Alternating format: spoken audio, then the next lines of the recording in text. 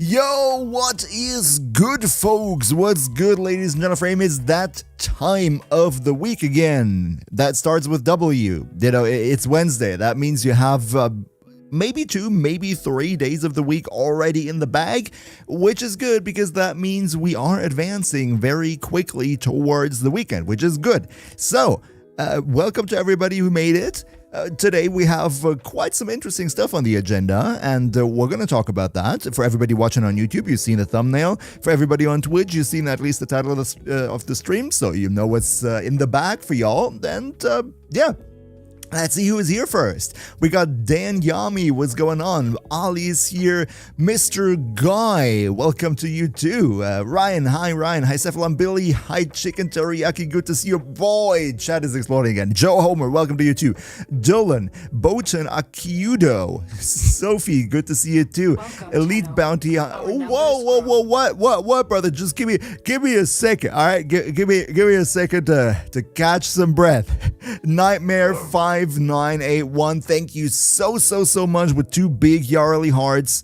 The camera, okay, just needed to put it over my freaking face so the camera can focus on them. Thank you so much for the sub, really appreciate it. Much fun with the loyalty badges and with the emotes and everything. Big heart goes out to you. Beatless, Young Chip, we got Basimitsu, we got Zizanyo,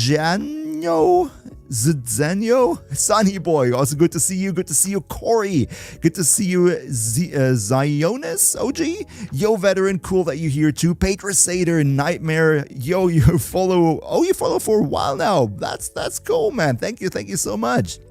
A Praying Hand, Bagged Apples, Goblin. Okay, I think I'm about to catch up. Necrontic, Laziest, Yuri. Good to see you all. We have a lot of action going on. We got a lot of action going on today, friends. So first of all, I need to get one thing very straight, and that is that I am just a tiny little bit tired today. It has been a very eventful week, and we're going to get into that in a minute.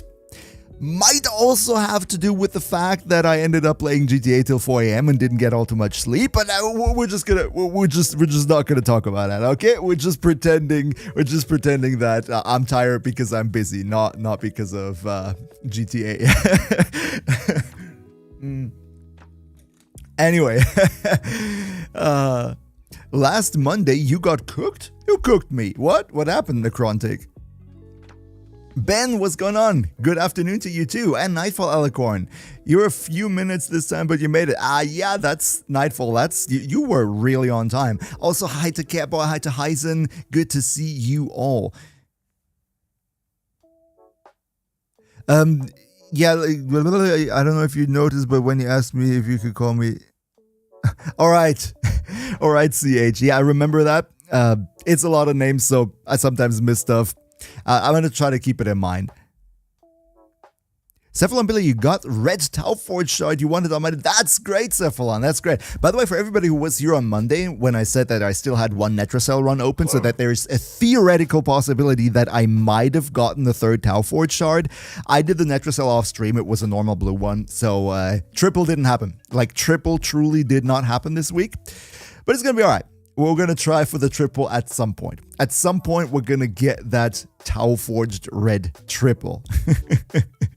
Oh, Petra said, you can relate. You play The Witcher 3 and couldn't turn it off till midnight. Hey, see, the thing is, right? You might believe that if you're playing video games for a living, like in my case, if you're playing Warframe for a living, then you wouldn't have much incentive to just, play for leisure in your non-working time. But it's actually quite the opposite. Because I play so much Warframe, I engage so much with Warframe, that I sometimes really wish I just had more time to play stuff for myself, just for fun. And surprisingly, right, I own GTA 5 basically since release, and I've never finished a complete story playthrough. I just dropped out at some point. Every time. I just play till some point, and then I just forget about it, or something else comes out, and I was like, no, brother, before GTA 6 comes out next year, I gotta at least finish one playthrough of GTA 5. So I started with that yesterday evening, and it was good. Had a lot of fun. And probably after the stream, I'm gonna get our Valkyr discussion that we're gonna have in a minute here, and I'm gonna turn that into a YouTube video. And after that, I'll probably play some more. That's basically the plan for today. Blacky finished GTA 5 before GTA 6 anymore. Exactly, that's the plan. That is the plan. The story is amazing, not gonna lie. It's been a long time since you played it too, Praying Hand. I mean, GTA 5 is what, 10 years old? I mean, it's been a while. It's much overdue. Warframe stopped MHBlacky from getting a Mrs. Blacky. I am in a happy relationship. It does not have to do with Warframe, though. So, privately, I think it's all great. It's all good. Are you going to get to GTA 6? CH, if they release it exclusively on PS5 first and then bring it out for PC, I'm not sure if I'm going to buy a PS5 just for GTA 6. I'm really not sure. It's probably going to depend on which frame rate is it going to be locked at. Will it support mouse and keyboard controls even on the PS5? And how much time exactly they have in their roadmap till the PC release. Because I'm gonna be real, I'm just not a console gamer. I've never been a console gamer, especially first and third person shooters. It's just not for me. I don't feel it. So I really want to play GTA 6 on PC. And once that is out, of course, I'm gonna get it. Not sure if I'm gonna get it on release though. 13 years, Hyson. Okay, 13 years. Jeez, that's such a long time. And Fail Senpai, what's good? You've been progressing through the Warframe story, just finished the first Devir or whatever it's called quest. That's perfectly fine, that's cool. I'm happy to see that you're having a good time, and welcome to the stream as always. I'm in a relationship with Valkyr and Ember. No. Right now I'm just in a relationship with Ember. Valkyr is gonna be, I'm gonna start dating Valkyr once the heirloom drops. Beforehand, she's not that spicy, let's be real.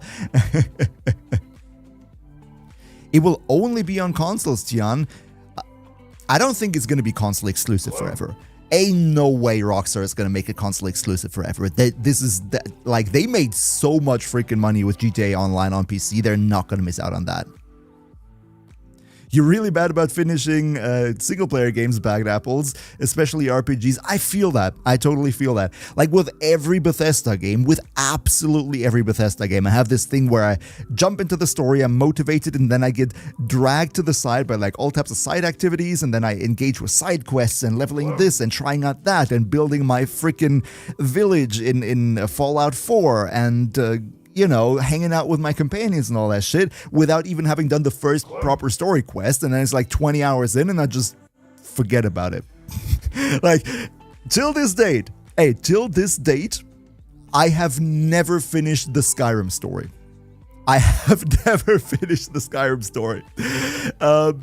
And I've never finished Fallout 3, and I never finished Fallout New Vegas, and I never finished Fallout 4. I know how all these games end because, if they're like 20 years old, you can't avoid to get spoiled at some time, but I've never finished any of them. Starlord, what's going on? What we're doing today? How are we today? We are doing jolly okay. we're doing jolly okay, a little bit tired. We're going to talk about the Valkyr Rework in a sec here because we had, what was it? We had dev shorts yesterday and they brought us some updated info on what's going on with Valkyr, and we're going to take a look at it because I have some thoughts on it. No one has finished Skyrim Pirate of Power. Fair, right? That's fair. Skyrim is like one of those sandboxes that, you know, the story is just something that you do when you're bored, basically, with everything else. And High Deep Skill and Pascal, what's going on? Have you tried Expedition 33? No, I've heard that people are saying it's like a game of the decade. I've seen some gameplay. It's like a turn-based combat system thingy. But I'm gonna be real, from just like purely looking at the gameplay, I kind of feel like it doesn't speak to me all that much. Of course, that's like a very surface level analysis of it. But, you know, if you're very short on time, then, yeah, I don't know what to say. It's just, you know, I didn't really have time to look into it. Didn't look like it would overwhelm me or anything, so I just appreciate it as one of those games that a lot of people like and that I'll probably never play.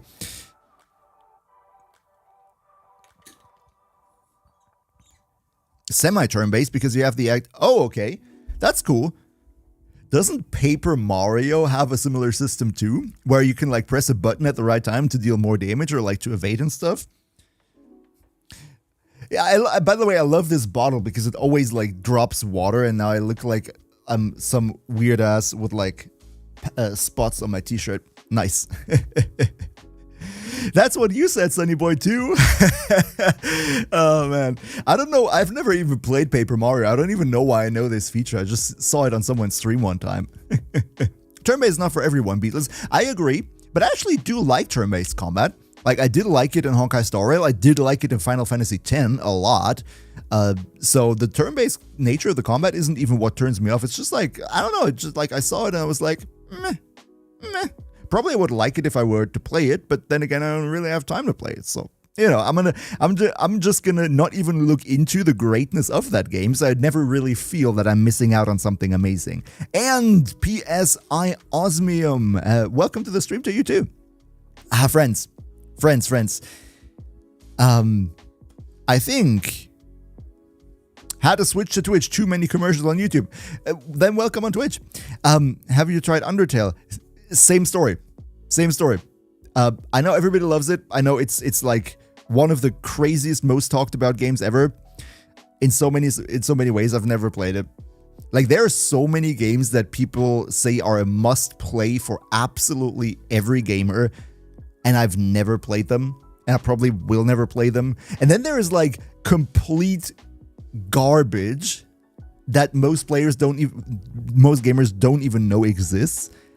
And I just really love playing that stuff. Like, do you know Orion Dino Beatdown or Orion Prelude? This is like a $3 game that or sometimes you can even snipe it for 50 cents in the Steam sales.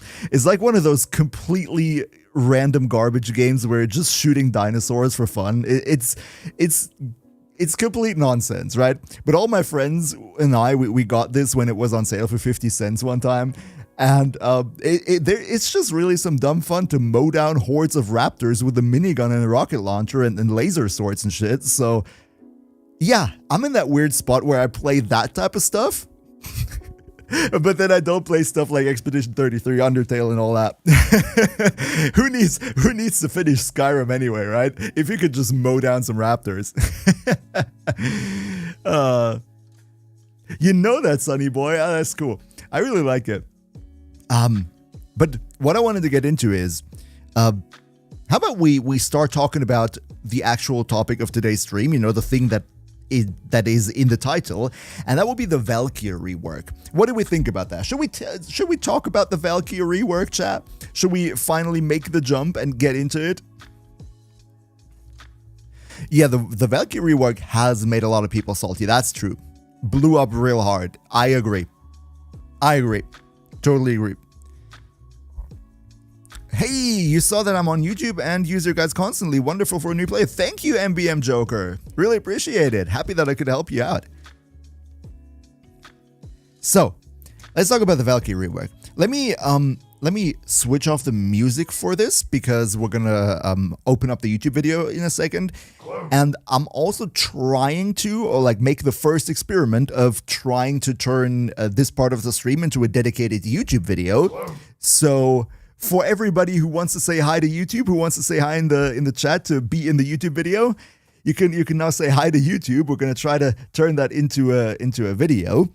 And yeah, with that being said, the Warframe devs, yesterday had their dev shorts, and they announced that they've taken some feedback to heart regarding the recent Valkyr rework, the announcement, and I have a lot of thoughts on that. And in this video, or in this live stream, we're gonna talk about what I think about it. We're gonna go over what exactly they said they will have changed till the release, and we're gonna go over it. I'm going to share my thoughts, and you're free to share your thoughts, either for those of you watching here in the live chat or in the YouTube comments later when you see this as a video. So, first of all, a lot of high YouTubes there. That's very cool. So, first of all, just so that everybody is on the same page about it, we're not gonna go over every single thing that was mentioned as to what will change with the Valkyr rework in general, because I already made a video on that. I'm pretty sure most of you will have seen it.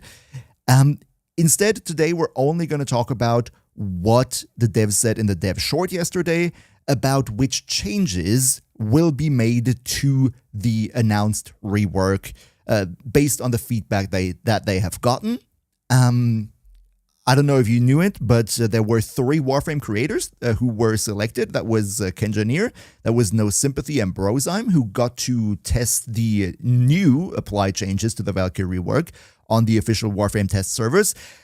Just for clarity, right, I have not seen their videos or live streams about that topic, and for today's video, today's stream, this is also not really necessary because we're going to go over what the devs said and what my thoughts are on it. And yeah, I would say we first start out so that everybody's on the same page with reacting to the dev short from yesterday. Just give me a second to open it up.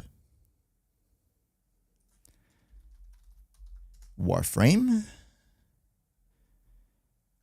Where is play? Hey, there's our stream. No, let's open up the dev short from yesterday first. Mouse locked. Perfect. That's nice. Impressive generosity, Tenno. What? Impressive generosity? PSI Osmia, what? 5 gift subs, brother. What? Thank you so much. Wow, that's so freaking generous. Wow. I can't thank you enough, brother. That's crazy. Unlocked. Thank you for the mouse unlock, by the way. Wow, thanks for the 5 gift subs. Really appreciate it. To everybody who got the gift subs, cheers to your new emotes. Have fun with it. Enjoy it. Thank you, man. That completely caught me off guard. Man. Oh boy. So, I opened it up in the background. Let me go to here. I think I need to adjust the frame a little bit. Yeah, that's about it. That's about it, friends. That's about it. So, this is the recording of the dev shorts from yesterday, where they went over which changes to Valkyr they have made. So, I would say we look into the part about the Valkyr rework, and I'm going to give you my 2 cents on what they have changed. Give me 1 second. Tell me you're a professional. That you get okay. Let's go. I just do what I'm told, and I press the button. Are you a professional? This is my first time. Like, why do you have like? So I think I need to. Like, is this what you do? Go ahead a little bit. Double. Not many. Sure. Is that we have gone dark on hotfix, which is looking very. So this is Araxia, our 66. Okay, Araxia. That was by the way also cool. They showed some animations for the new Warframes, or for the new Warframe Araxia. They did not yet show that she actually goes up walls. So at this point, there is still a little bit of mystery about whether this will happen or not. Just wanted to say that, right? If you want to check it out for yourself, make sure to take a look at the dev stream, the dev shorts recap. Valkyr Nerve, not reworks. Yeah, that's one way of looking at it. I think that's one way of looking at it. But let's try and find the point where they're actually talking about Valkyr. We already talked about this. Anyways, so we've gone dark on hotfixes because we're in our cert scenario for Weaver, which is coming in June. We will give you the real true date. Why is the when you can freaking expect Weaver? Because we're thing in frozen? June. I don't like that at all. Why not? Alban, Citrine, and Jade Jade Shadows, last year, but yeah. Reb's gonna come in and cough on us. Yeah. Oh no, you're gonna make me color. So That was so I fun. didn't know I had to work when I came here. this is a little bit about Valkyr Rework. Tenno coloring book, because I'm about to yap about Valkyr for Okay, let's go. God. So Let's go. I'm such a child. This is what you What do. will Like, change with You're not a Valkyr? child. This is my coloring break that you're You're an giving me in my day. artiste, an artiste. So while Jeff colors, I'm going to talk to you a little bit about Valkyr Rework. Let's talk about because it. it has been a hot minute since we talked about Valkyr. We obviously showed the Valkyr Rework at PAX. Pablo did a video. The dev workshop has been live. Reb and I believe it was Steve talked a little bit about the Valkyr Rework in the dev short that came after that. And we haven't really heard from us since. So we have some updates. Everything I'm going to say is going to be it. You haven't even started. Oh my yet. God, sorry, I'm just trying to... Everything I'm about to say is going to be in the dev workshop. So DE Sam is going to be updating the current Valkyr Rework dev workshop with everything I'm about to mention. So if you Okay, so the dev workshop will be check it out. updated. That is where it will live. So you might have noticed last week we actually had 3 Warframe creators in our test build. Exactly, And that's they got what some I hands-on mentioned before. experience with Valkyr to give us their What? honest, constructive, non-constructive, doesn't matter. Give us your honest feedback about Valkyr. My own feedback. I actually didn't know you did. Brozime has a YouTube video. Near No Sympathy did some streams based off of that and based off of. Yeah. By the way, if you want to hear the take from Brozime, from No Sympathy, or from Kenjineer on that, I think Brozime and Kenjineer have the videos up. I'm not sure if No Sympathy has a video on this on his channel as well, or if it was just discussed in a live stream. But if you want to hear their takes, I think they have a lot of great input. Definitely make sure to also check that out. More internal testing on it as the weeks have progressed, and I'm going to tell you about those right now. So Clear your throat. It's a lot. No, it's not really a lot. I won't yap too hard. Valkyr's base health has gone from 450 to 650. More. Okay, first of all, Valkyr's base health has been increased from 450 to 650 health. I think, in general, that's not a bad idea at all, especially if they want to push her to be more of a health tanky type of playstyle, as Pablo said in the PAX live stream. You know, a health tank should have at least a little bit of health to begin with, and increasing that to 650 basically means that you're going to be ending up at around about 1300, maybe with Umbral mods, maybe more like 1600 base modded health, and I think that's pretty decent. I don't think it's going to make a lot of a difference between because you need either the damage reduction. Sorry, what I meant to say is, geez, I'm really tired. Sorry for that. What I meant to say is, you need to have a healthy amount of damage reduction to survive on health alone anyway. So it's not going to be a game-changing difference, but I still think it's a step in the right direction. A little bit more health, it never hurts, right? 650 health for both normal and prime because both have the same, I think. Really? I mean, sure, they could make it that the prime has the same as the normal, but would be cool if the prime had even a little bit more health. That'd be fine. Yo, what's good, DJ Stormkiller? Welcome to by the way, welcome to everybody tuning in so far. I might miss 1 or 2 comments while we're going over the changes in the video, but yeah, let's listen to what else Megan has to say here. Health, yay. Her armor, Valkyr Prime's armor, 935 to 1000. Okay, so armor was increased from the base value of 935 to 1000, and if I'm going to be 100% honest, right? If I'm going to be 100% honest, I think that's fine in the sense that 1000 is just a nice flat number. And I'm sure that's the only reason why they did that in the first place. Because if we're being 100% real, and I also talked about this in my last Valkyr Rework video where I made an actual example calculation. For Valkyr, she has so much armor even without the boost from her 4, even without any special shenanigans going on, she has so much armor that she will basically be soft capped at damage reduction through armor, basically in every single case. So increasing the armor further does not do anything. You're not going to notice that at all. It's not going to make any meaningful difference. I think this is purely because 1,000 is just a satisfying looking number. Armor rework is needed anyway. It's because it's useless in endgame. I don't think so. I actually don't think so. I think armor is in a pretty good spot, Sonny Boy. I think just because armor, and we talked about this in a different stream as well, just because armor and health tanking does not work for level cap, does not mean that it needs a rework, right? Armor and health tanking works perfectly fine in every quote-unquote normal type of game mode up until Elite Temporal Archimedia, up until enemy level 500, which is the highest level intentional game mode that currently exists in the game, and it works, right? It works. I think balancing stuff or changing fundamental mechanics of the game just around making them viable for level cap, which is something that the game never asks any player to do anyway. I think that's not, it might be a hot take. It might be a hot take, and all the level cap players will probably very much disagree with that, but I don't think that Warframe needs to be balanced around level cap. I don't think so at all. And that's why I also think that health tanking does not really have a problem right now. That's just my take on that. Future game modes will go over ETA levels. Let's see about that. If that is the case, they might have to look into it, sure. I'm just saying at the current point in time where a level 500 is the highest that you will probably ever see if you're not going long endurance, it's fine. Like right now, it's fine. So, but yeah, as I said, the armor increase is just purely cosmetic. It's not going to do anything here. A nice even number. Ripline, and this one was based off of tester and creator feedback. The base range has increased to 9 meters. That is actually really good.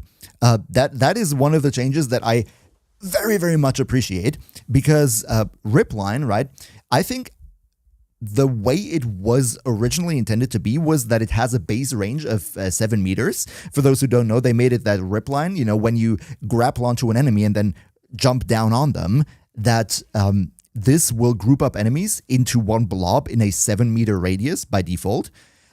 Problem with that is that you can have at most 280% range on a Warframe, which means, for simplicity's sake, let's just say 300%, right?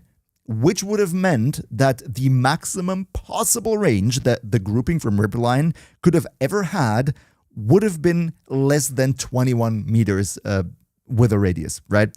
And I think a grouping ability that caps out at 21-ish meters in radius is just not a really good grouping ability. I think that's a pretty much, you know, that's a little bit of, you know, iDubbbz meme type of short radius. I didn't like that. And it's cool that they increased that to 9 meters. I don't know what you think about it, but I think with a 9-meter base range, that means we're more at like 27-meter maximum radius, which is still inferior to other grouping abilities, but it is much closer to the sort of gold standard of around about 30-meter radius. So I think that's good. I think that's really good. I'm not sure if we will keep Ripline as a grouping ability going forward, or if we're still going to subsume over it anyway, but it's definitely... That one is the first take that I think will definitely make her much better. They don't want it to be a copy of Ensnare. Might be, but the thing with Ensnare isn't it that Ripline groups them up much faster than Ensnare? Like, the thing with Ensnare is that they're like nicely held up together and they don't bounce around and you can headshot them and everything. But therefore, Ensnare is like the slowest grouping ability that we have, I think.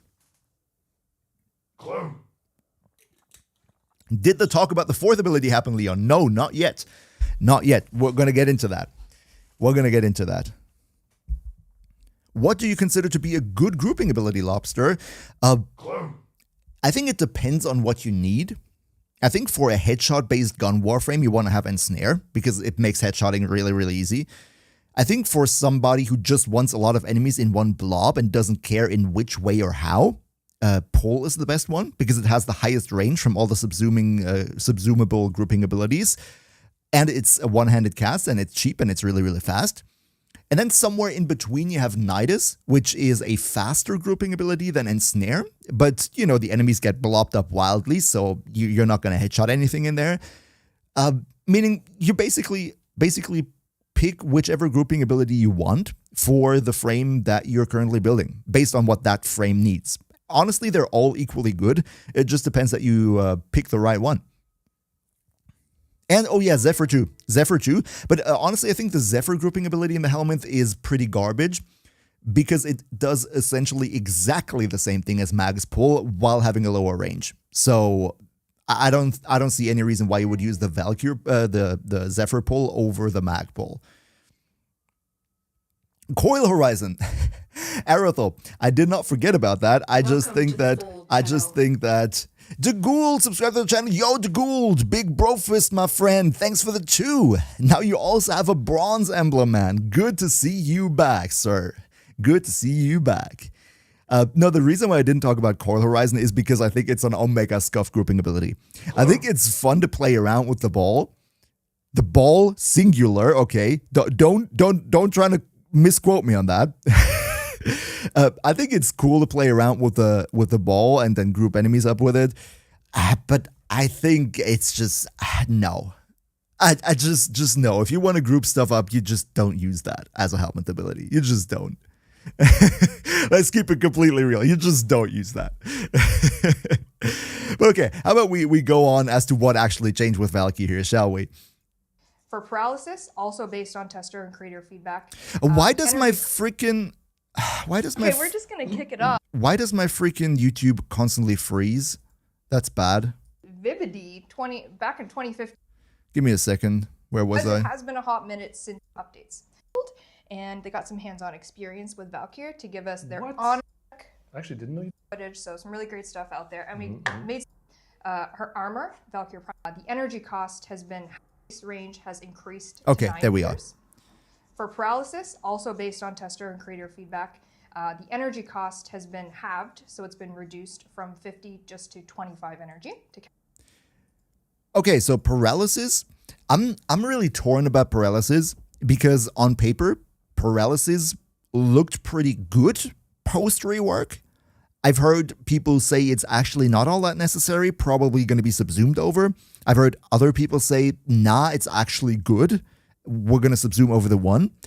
I don't have any thoughts on that personally just yet, but I do think because paralysis is going to be something that we might spam quite a bit to give, you know, this damage vulnerability to enemies, if I'm not mistaken.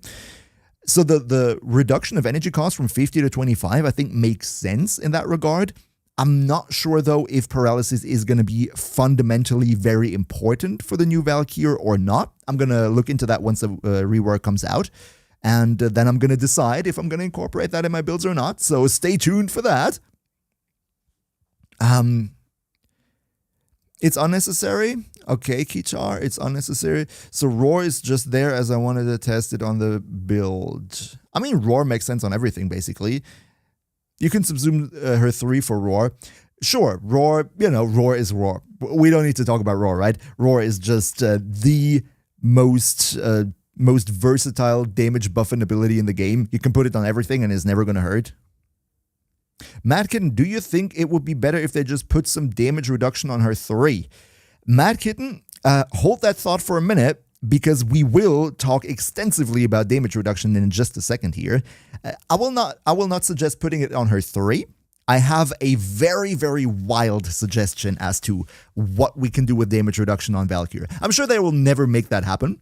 I'm sure that will never be implemented. I'm sure that a lot of people will also completely dislike it, but I think it's actually pretty funny and pretty unique. We're going to get into that in a second.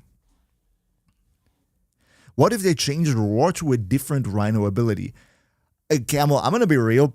I would not want to miss Roar as a subsume on any other Warframe. Like, if they were to be like, we're going to take any other ability from Rhino and make it a subsumable, I think everybody, I think 90% of the Warframe player base would be mad because so many players use Rhino's Raw on absolutely everything because it's that good. It's kind of like up there with Nourish, honestly. Riot, exactly, Lobster. Exactly. Riot that's basic. It's going to be as Riot as the LoL developers. The Tailwind Augment has no percentage damage increase cap, and it increases with every enemy by 100%, so you can hit for millions of damage. Okay. Yeah, I mean, Zephyr, there's a reason why I put Zephyr onto my top 10 Warframe list of 2025. If you haven't seen that, definitely check it out. But yeah, Zephyr is really, really strong. Did they revoke the removal of the invulnerability of her 4? Chortsu, no, not yet. We're going to talk about that, though. I have some thoughts on that. So let's see if they, what they actually say about her 4. Cast. Her passive, so the rage and death prevention, so the rage meter, if you know the workshop or have seen the video, you'll have seen the meter with the claws in the bottom right corner. We've increased the acquisition rate of rage when killing and hitting enemies. So as you kill enemies with melee, your rage meter is going to go up faster, which is your death prevention meter. Basically.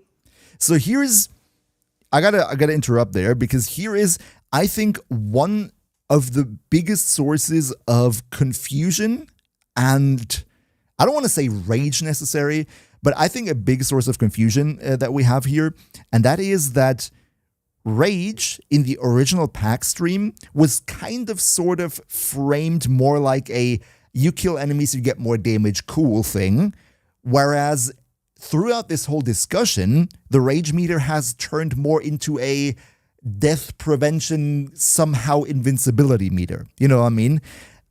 So I think if they had communicated that the rage meter was supposed to be a different take on constant invincibility, which apparently now that's the way that they want to develop it into, I think that would have made people less mad, probably. But first saying, we don't want her to have invincibility because we want her to be an armor tank.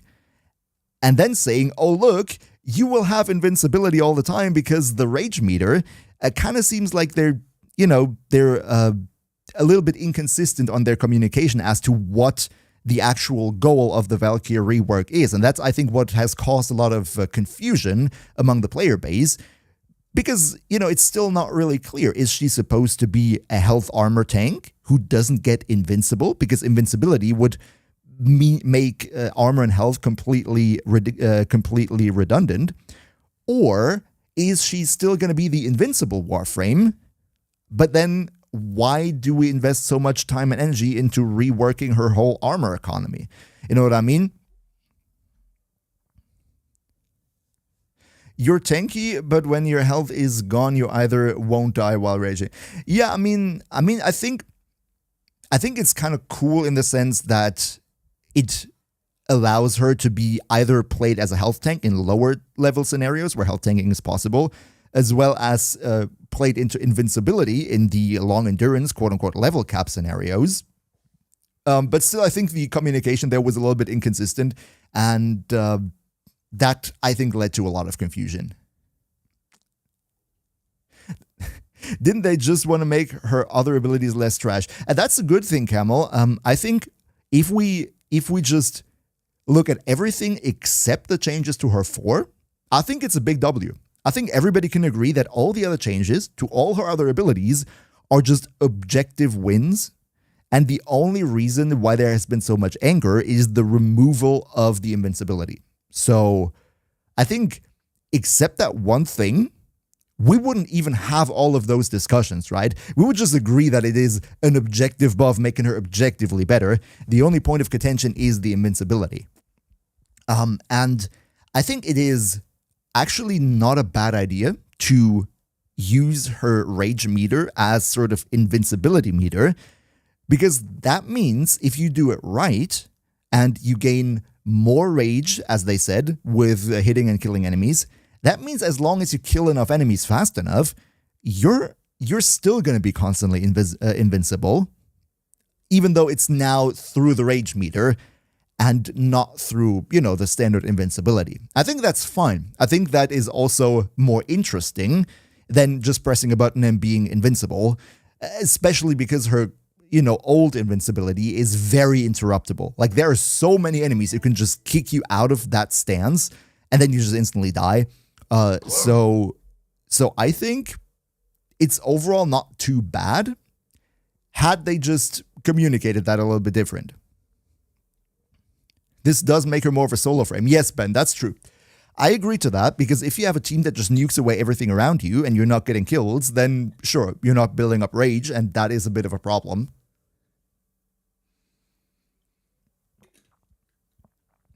They took her job, now she must kill everybody. Yeah, kind of. I mean, that's kind of what she needs to do. But also, basically, that's kind of what she did before, right? If your team is nuking anything, you ain't dying either. That's true. I think that's kind of the Harrow situation, right? Harrow needs to do a whole lot of work himself in order to provide the team and himself with all the buffs. But then at the same time, if your team does all the work, then you're kind of just useless in the sense that you don't provide anything, but you also don't drag the team down by dying. It's just like you're there and that's it. But at least Valkyr also has, the Hysteria buff and all the other buffs with a big range, so she can provide something for the team. That's why I play Harrow. I think Harrow is probably one of the, if not even the best solo frame because of that.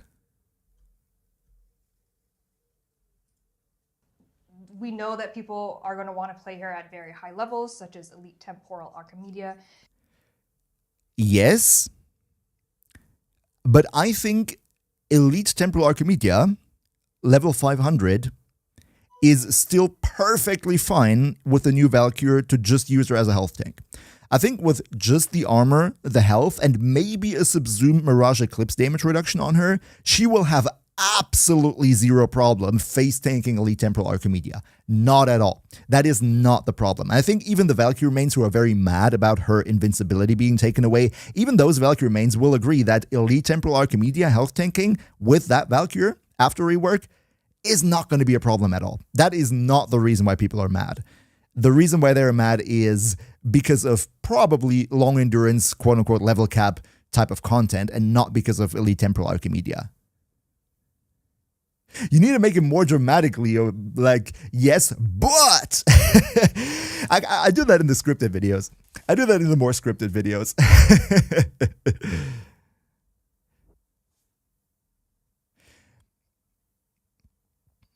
You subsume her 4 off, Bill. That would be that. I think that would be the true Chad move. It just subsume her 4 off. Who needs an exalted weapon anyway? Who needs an exalted weapon anyway? I'm just gonna Spider-Man ripline with my 1 all the time. Also, if I remember correctly, the rage meter won't be consumed if she can run into a nullifier. So it's actually a buff for new players. I think the meter will not be consumed if you run into nullifiers, which is good. Everything else would be absolutely dumb because she's a melee frame, right? She's gonna get up close and personal. So, you know what I mean? You would expect that you end up in a nullifier bubble now and then. So, yeah.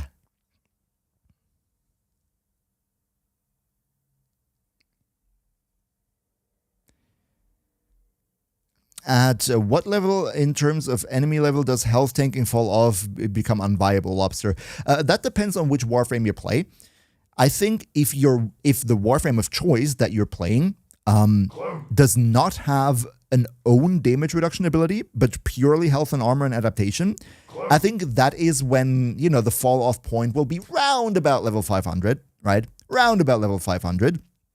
If, however, your Warframe of choice is someone like Gara, who has a 90% damage reduction ability by herself, that means you're probably going to be able to face tank level 700, 800, maybe even up to level 1000.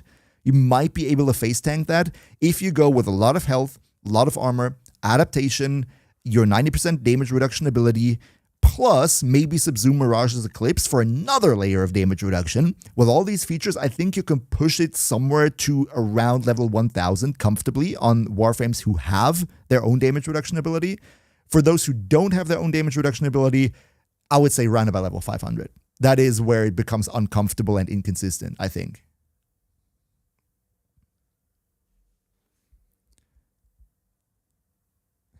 Who has 2 hours to sit in the defense mission just to get up to level 700? That is a very good question. That is a very good question. I don't. That's also one of the reasons why I never really play level cap, because I just don't have the time to spend that much time in one mission. But there are other game modes where you can get to level 1000 and above much, much faster. So if you want to do that, there are ways.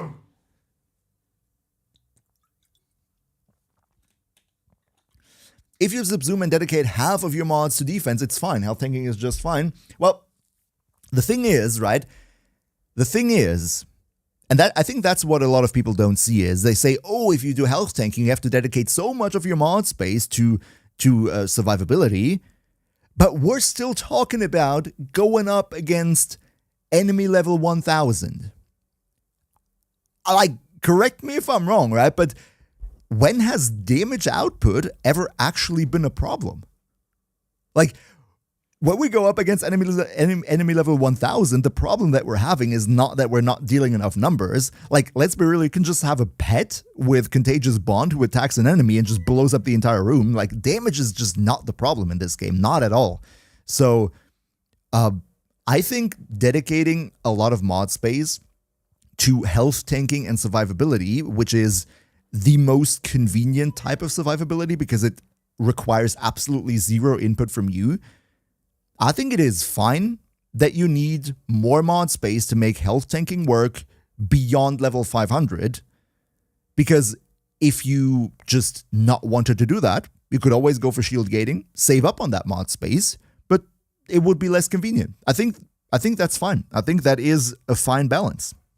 I think it is a little bit too much to ask to say that you should have at max 1 or 2 mods dedicated to survivability. I think that's just not needed. Or just play Revenant Assassin. That's it, right? Or just play Revenant. That's the answer to basically everything. But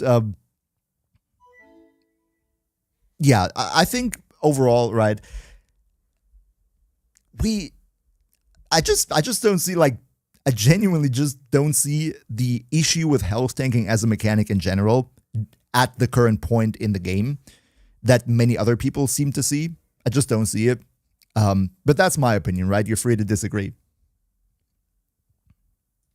And Elite to Deep Archimedia, so making sure that in those scenarios, she is still pretty much God mode, in our opinion. As she will be, yeah. And activating Valkyr's death prevention only requires 50% of the rage meter instead of 75% rage. So in the event that you do die, this is the important part. Only take 50% in the rage meter, and then it will take you seconds to get it back up. And then the Valkyr death prevention window is now 5 seconds instead of 3 seconds. Okay, so that is the probably the most important and the most contentious part of that entire discussion, right? So what they're saying is, they're still going to take away the invincibility that we have right now. But instead, what they're going to make is that instead of having to have 75% rage as before, you would only have to have 50% rage in your rage meter. And when you then die, your meter goes down to 0 and you will become invincible for 5 seconds. If you manage to get your rage to at least 50% again in those 5 seconds of invincibility, then you can constantly recycle this 5 seconds of invincibility. These 5 seconds of invincibility. That is basically the new way that they want to give Valkyr this active invincibility instead of just pressing the button and having it on and that's it, right? Exactly, Memrunos. Memrunos. Exactly. That is also, I think that's, by the way, that's a great term. I think we should officially introduce this as a term, rage gating. Not rage baiting, rage gating. Would be kind of hilarious, right? How about we just make it that whenever somebody posts something really outrageous in the comments, we're just going to respond, stop rage gating. Stop rage gating, you pesky Valkyr main. No, but I think we will have to try it in practice. MLG commentator starting now. We will, of course, have to try it in practice, but I personally think that when Valkyr is in the match, then she will be given enough enemy density, perfectly able to keep herself constantly alive with this rage gating mechanic, because let's be real here, 5 seconds of invincibility with just 50% of the rage meter filled is not all that much, and with enough kills, with melee influence, with nuking the entire room with your 4th ability, that should be absolutely no problem, and she will be able to win the whole tournament on just her 4th ability alone.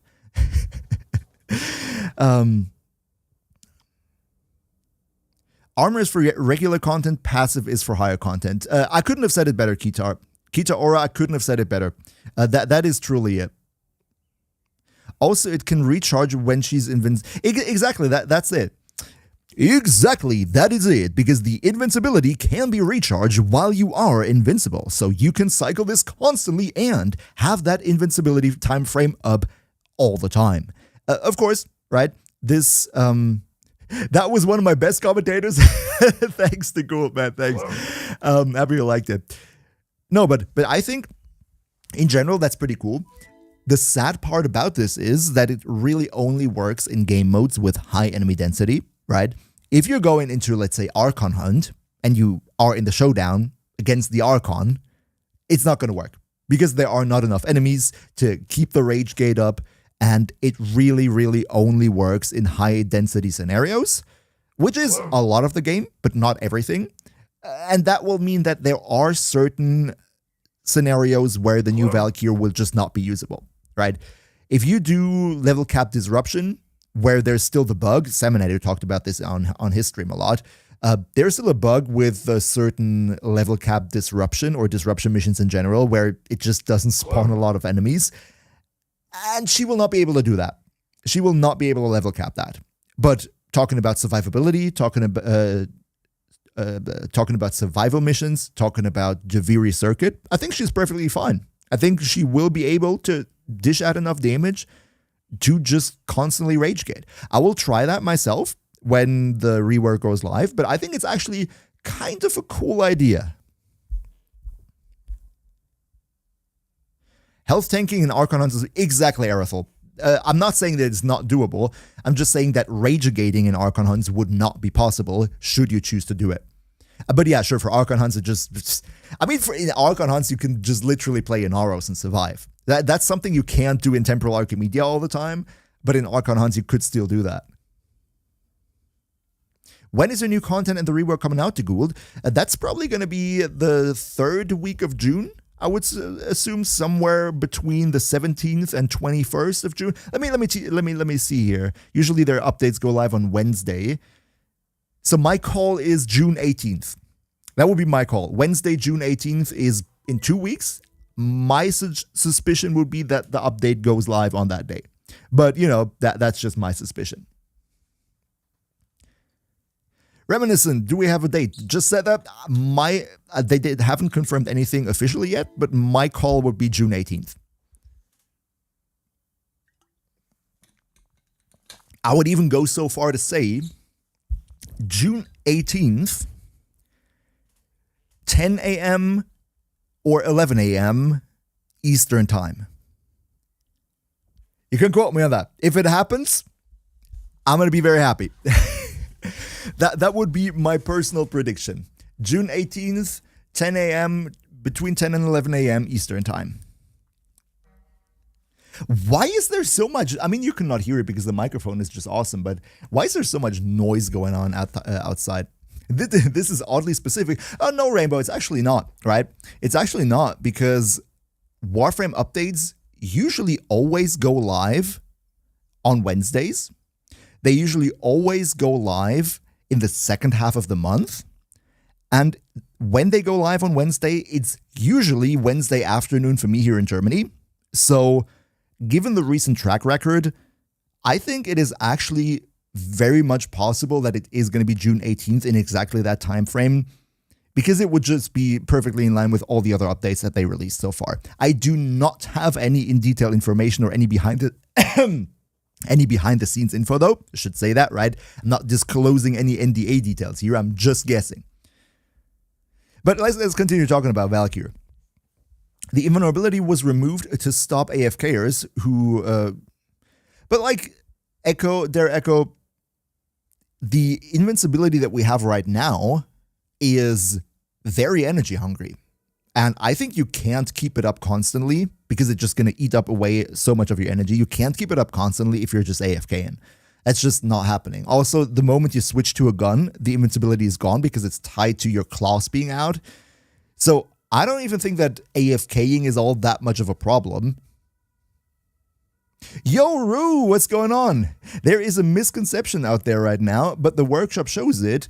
You gain rage meter on hit as well, not just on kill and finisher. Oh, Rue, by the way, everybody say hi to Rue. We have the #1, the official DE Rue here in chat. Greetings, I'm happy to see you on stream here.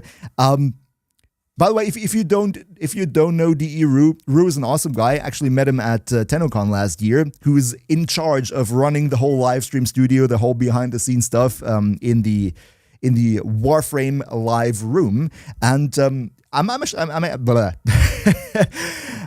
happy that you point this out. I haven't talked about it before because I didn't even know that there was a misconception. To me, it was always pretty obvious that you get a little bit of rage for a hit and then a lot of rage for a kill. But if people thought it was just on kill, then it's good that you point that out. No, the rage gain will be... I think that was also the original intention, what Pablo said in the pack stream, right? That you gain a bit of rage for every hit and then a bit more rage when you take out an enemy. Exactly. So that is kind of the point. And I think that with high enemy density, of course I will have to try it myself once it comes live, but with high enemy density, I think it's not going to be as much of an issue to keep the invincibility online. Let's quickly go over whether there was anything else said on the dev short yesterday before I go into my outrageous, rage baiting, ridiculous idea on what could potentially be done about the rage meter, which I think would be very cool and creative. I think they're not going to do it. I think they're not going to do it because it would be too much of a change of concept. But I think it would still be a cool idea. I'm going to tell you after we're done with the rework part in the dev short. And then Hysteria. A couple things here. Hysteria now drains 5 energy per second instead of 10. So a little bit less. Wait, haven't they said, hasn't Pablo said in the pack stream already that the drain of Hysteria is already going to be halved? Wasn't that, like, have they reduced the energy drain that was already reduced even further? Or did I miss something there? In general, I think even before on enough investment, yes, they reduced from 15 per second to 10 per second to 5 per second. Okay, thank you for pointing that out. Mouse locked. Okay, thank you for pointing that out. I think that is a thing that will make Hysteria much more viable for beginners. I think it's a good thing, but on the other hand, I also think that for late game players, it doesn't matter because late game players with higher investment Mouse unlocked already had the ability to constantly keep Hysteria up, even at the currently still relatively high cost, right? It's still possible. So I think it's a good thing. I think it makes this constant Hysteria playstyle available to lower investment builds, which is good. And for the high investment builds, it's just not going to change all that much. So I think that's good. You can still start the dev short by hitting spacebar. And Hysteria no longer ramps up energy drain. Oh, no Hysteria's ramp life up, steal okay. Is now 100 health per hit from 50 health per hit. And then Okay. tester and creator feedback, we increase the combo counter gained from Hysteria's claw attacks, excluding the spin. So some changes have come there. Wait. So you get more combo counter with the normal hits from the combo? Like not just one combo counter per hit? You just like get more combo counter per one hit? Did I get that right? I mean, it would be cool. I think it would be pretty cool. The rework makes you want to use her, Ben. That's cool. That's nice. I wish they changed the claw moveset, but that's basically, that is one of the things that I think is actually the biggest W in the entire rework, is that at least, like, right beforehand, or as it is right now, the only good move with the claws is the spin attack, because the rest just doesn't really have good damage multipliers. It just doesn't have good combo multipliers. But going forward, they're going to give good multipliers to the other combos as well. So you don't have to do the spin to win all the time anymore. And I think that's really, really good. I think that is the one thing that Valkyr has actually needed the most. And I really like that. I really like that. So up to 3 Currenti. So you can get up to 3 combo counter for 1 hit with Hysteria? With the claws? Is that it? Her grapple need to be more useful. I think Ababil, I think the grapple is actually pretty good with the changes that they, I don't know if you joined in later, but they actually made the radius from the grouping that the grapple will get bigger. So I think that's actually going to be pretty good, especially in open tile sets, like thinking maybe the Zeraman, you can Spider-Man swing around. I think that's a fun thing to do. I think that's fun.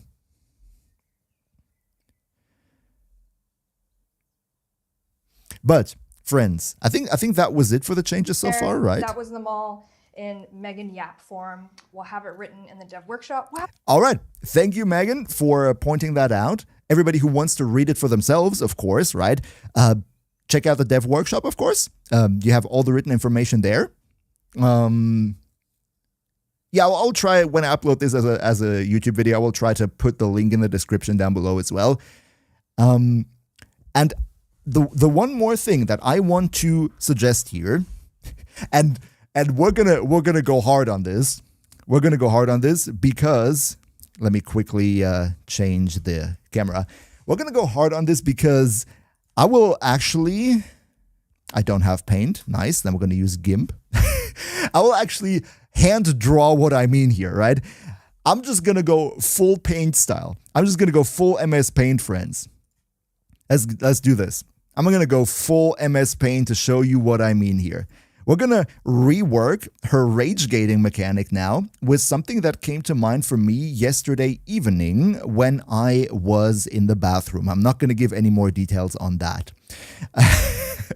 But usually the bathroom ideas, I don't know how you feel about it, but the bathroom ideas are usually the best ideas. Or is it just me? Let me switch on some more music.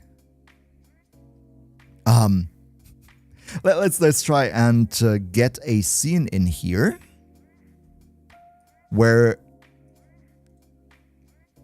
we need a window recording, and we're gonna use GIMP.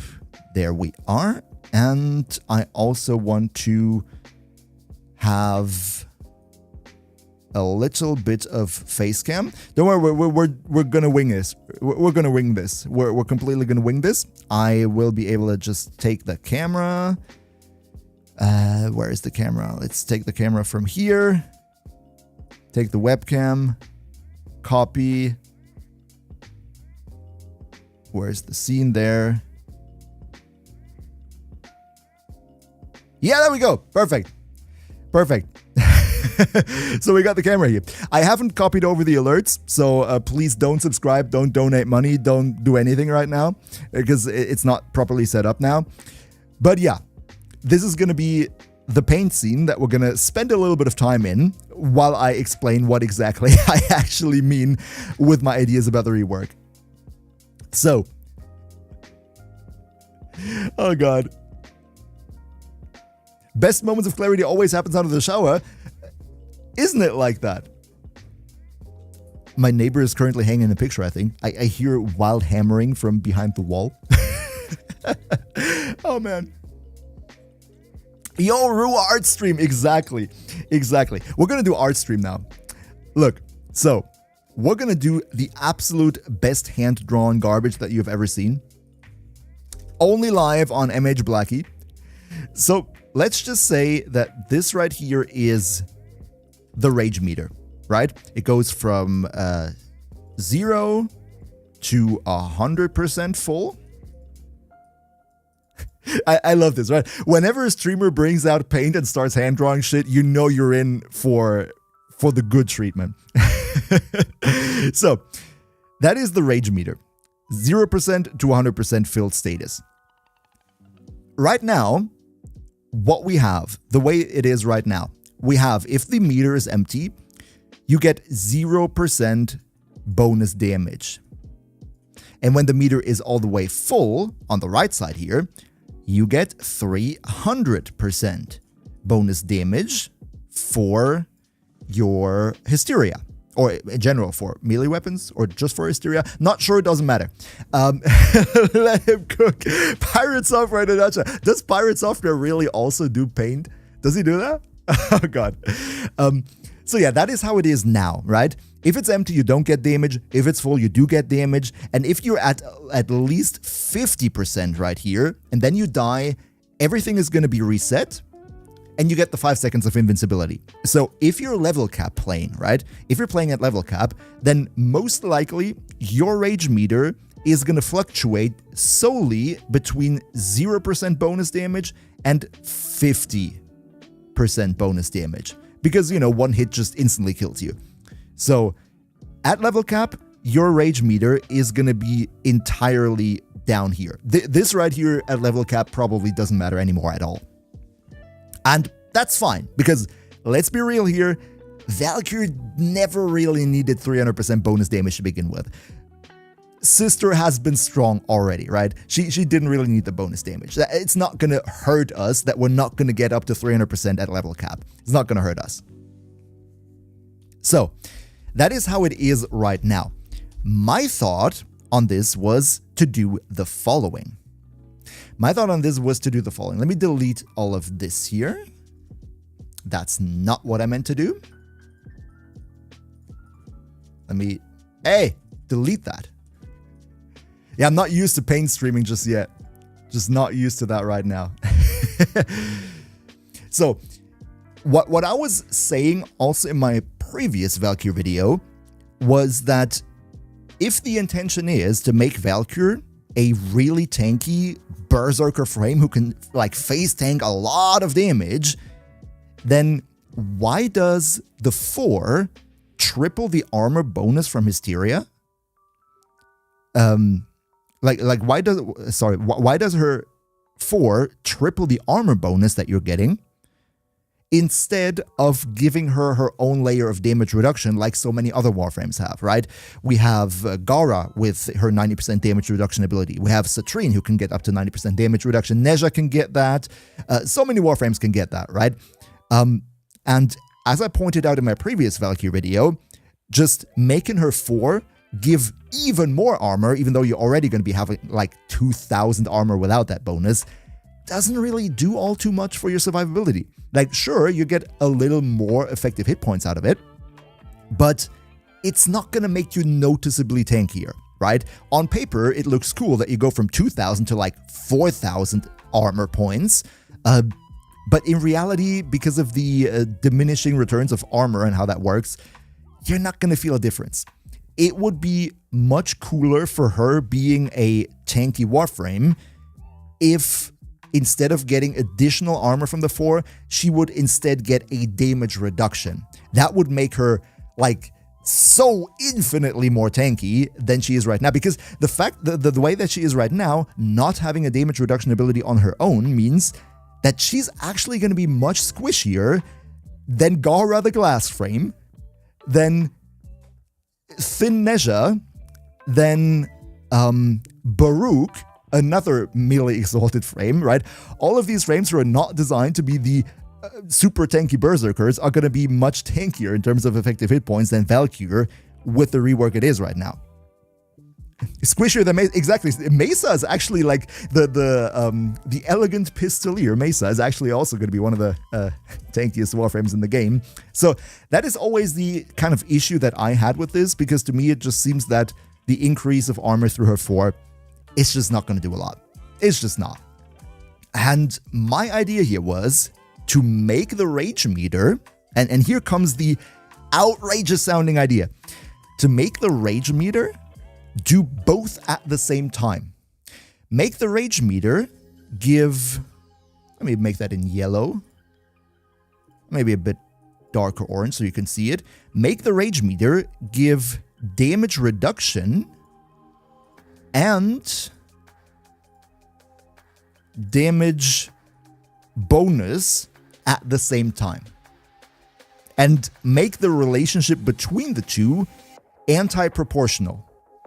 What I mean by that is, if I think I actually accidentally, let me quickly think before I say something wrong. Yeah, I accidentally did it the wrong way. Sorry. This goes here, and then this right here is the damage bonus. Sorry for that.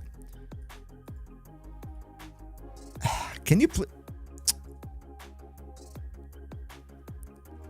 No! God.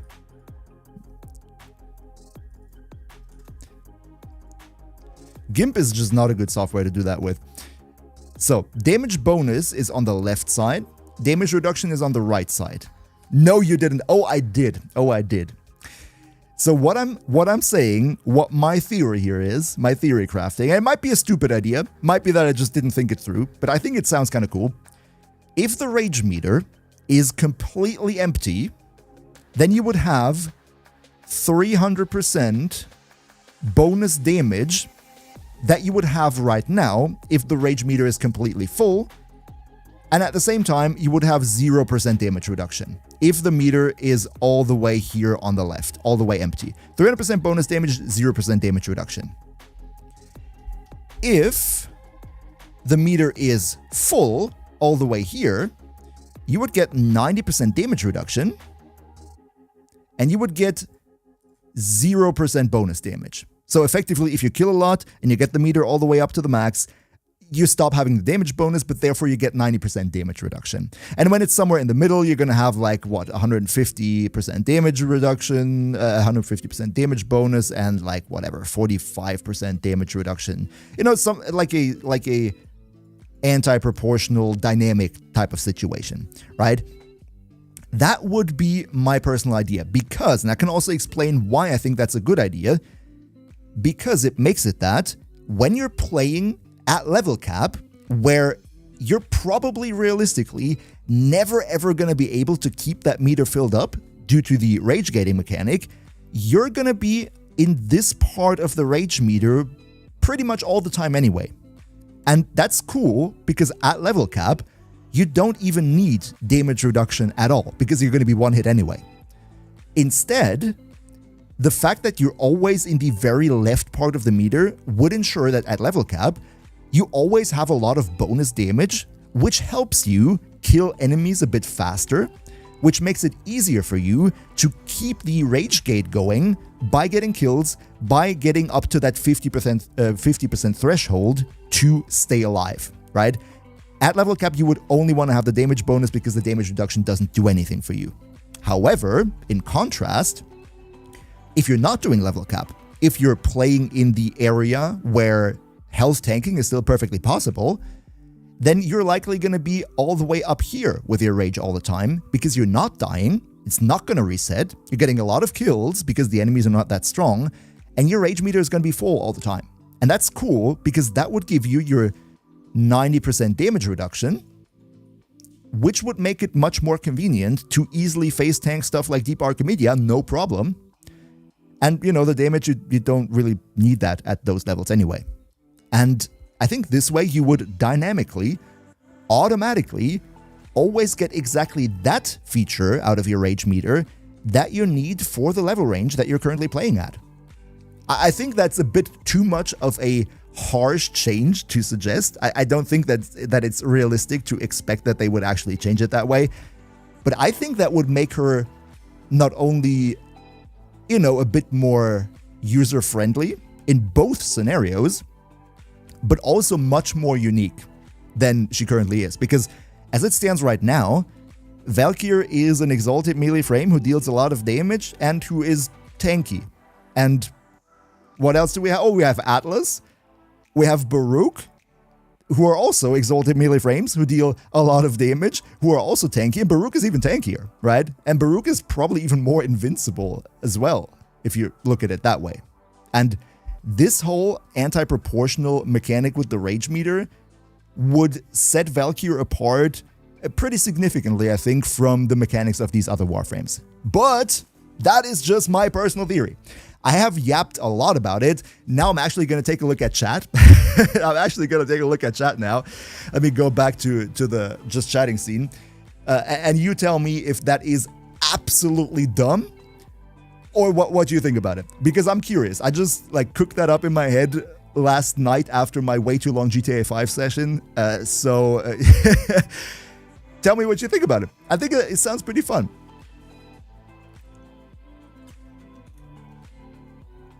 It's MHBlacky game theory. It's basically the opposite of Baruch's restraint. Exactly, yeah, kind of, sort of, yes. I think if they make it like that, it'll be a perfect frame. I'm not sure if it's perfect, Ali, but I think it's an interesting thought. Rue, are you still there? Rue, what are you thinking? Are you gonna send a written note to Pablo and ask him to roast me on that idea? I think if anyone were to like roast me really hard and hurt my feelings about that idea being super freaking dumb, then I think Pablo is one of the people who understands the game to such a high degree that he could probably take this whole idea apart in 5 minutes if he wanted to. But, you know, to me, it just sounds like a fun, interesting thing.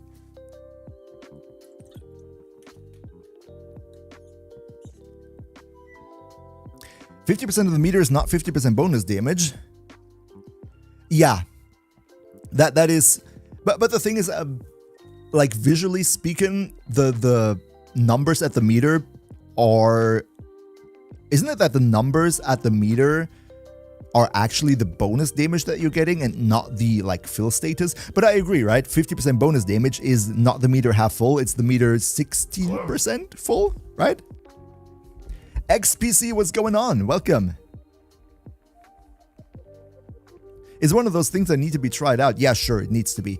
Yo, Zeno, what's going on? Let me give you a quick shout out. Let me give you a quick shout out. Everybody who does not know, Xenos Fire. Xenos Fire is a very nice, very entertaining, very knowledgeable other Warframe streamer.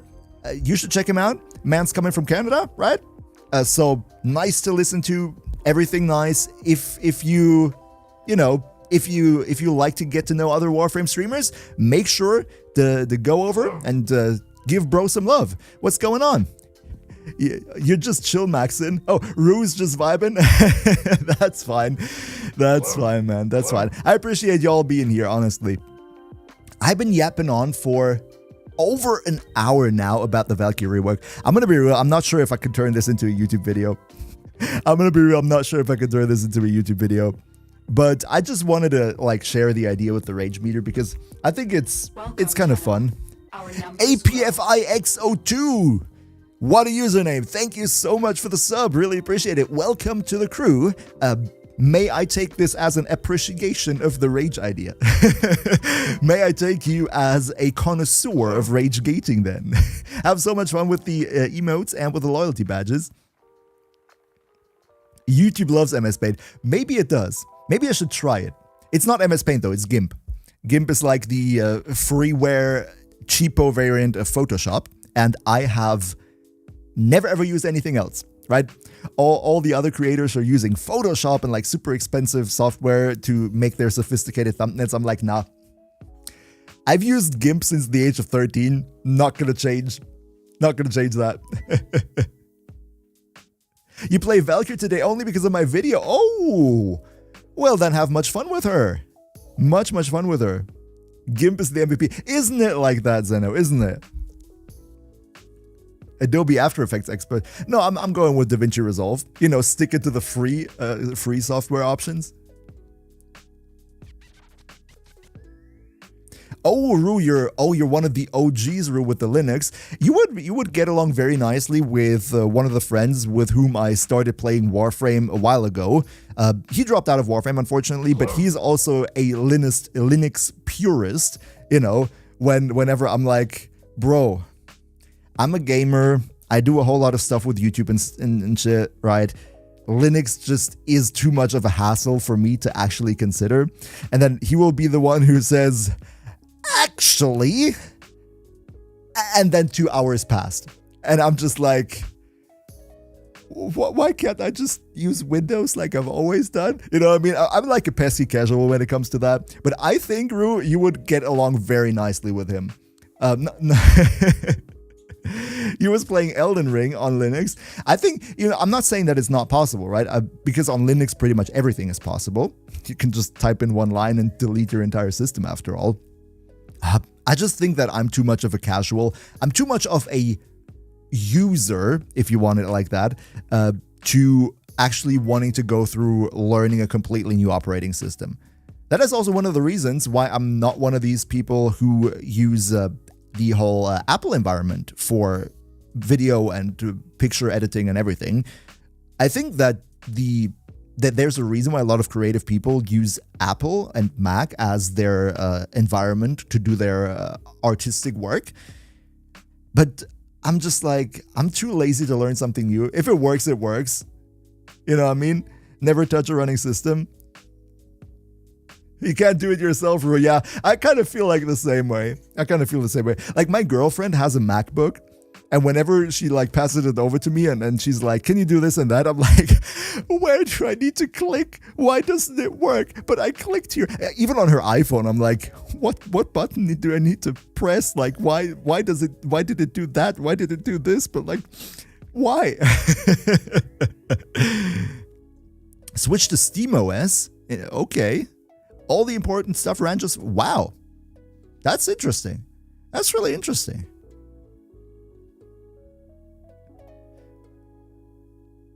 Leo Murasaki, Blacky likes to buy his furniture, not a lot of do-it-yourself stuff. Yeah. Yep. I gotta be real. Most of the furniture in this apartment, I built that myself. I constructed it out of the pieces that were delivered myself. Only the bedroom stuff, only the closet has actually been by the people who delivered it. And I really like to, construct IKEA stuff because I think it's just really easy to do. The non-IKEA furniture was much harder to put together. But yeah, I'm not the type of guy who goes into his garage, right? Who goes into his garage and just is like, I went into the what? What is going on? Jeez, Valkyr brain, what? I kind of get the feeling somebody might be raiding. Who is Akari? Akari raided the channel with 108 viewers. Holy cow, Akari! Thank you so much for that. Before we go, right? Before we do anything, let me first of all give you a shout out. Did that work? That worked. Perfect. Yo, hi Hikari. Thank you so much for the raid. Unfortunately, I gotta be real. With my YouTube background, right, I'm still not very knowledgeable about the Twitch scene. So unfortunately, I think I've come across your name once, but I think I've never been in one of your streams. So please don't be mad at me. I really appreciate the raid, and welcome to everybody from Akari. Warframe ASMR starting now. Oh no. Oh no. No. Okay, let's do the speed run of how to get rid of 108 raiding viewers as quickly as possible, okay? So yeah, thank you Akari so much for the raid. I really appreciate it. Everybody here who wants to get to know Akari a little bit more, go to their channel, check them out. I should definitely do it after the stream myself because I'm curious. Welcome to everybody who just joined. My name is MHBlacky. You might have seen some of my stuff on YouTube. I'm the guy with the bright green thumbnails on his Warframe guides. And in this stream, we talked an awful lot about the Valkyr Rework. And, yeah, I have one of the channel point thingies where I talk a little bit like an ASMR channel. Because, if the sexy girls on Twitch can do it, then I can do it as well. All right. Welcome everybody. No, seriously, welcome everybody. How was your stream? Let's quickly talk about that. Akari, how was your stream? What did you do?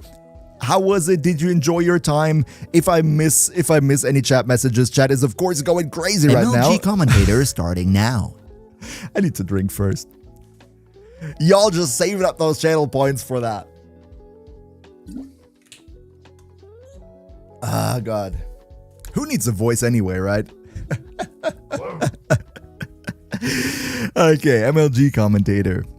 So, as I was just saying, how was your stream? Did you win that tournament or did you finish it with a 360 no-scope? Let me know in the comments down below. Let me know in the live chat. Was your stream a fruitful endeavor or was it not? Right here today, we talked about some changes that were made to the Valkyr rework and we think that there is actually some nice stuff happening, but I also had some suggestions as to a very wicked change to the rage gating meter.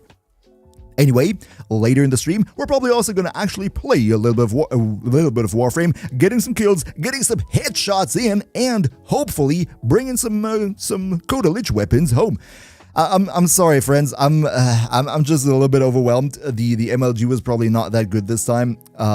It was good. You wasted all your Kuva on a singular Amanata. Okay. Now you're in Kuva debt. Oh no, the Kuva debt. Are they gonna send like repo people? Are they gonna send their kill squad to force the debt out of you?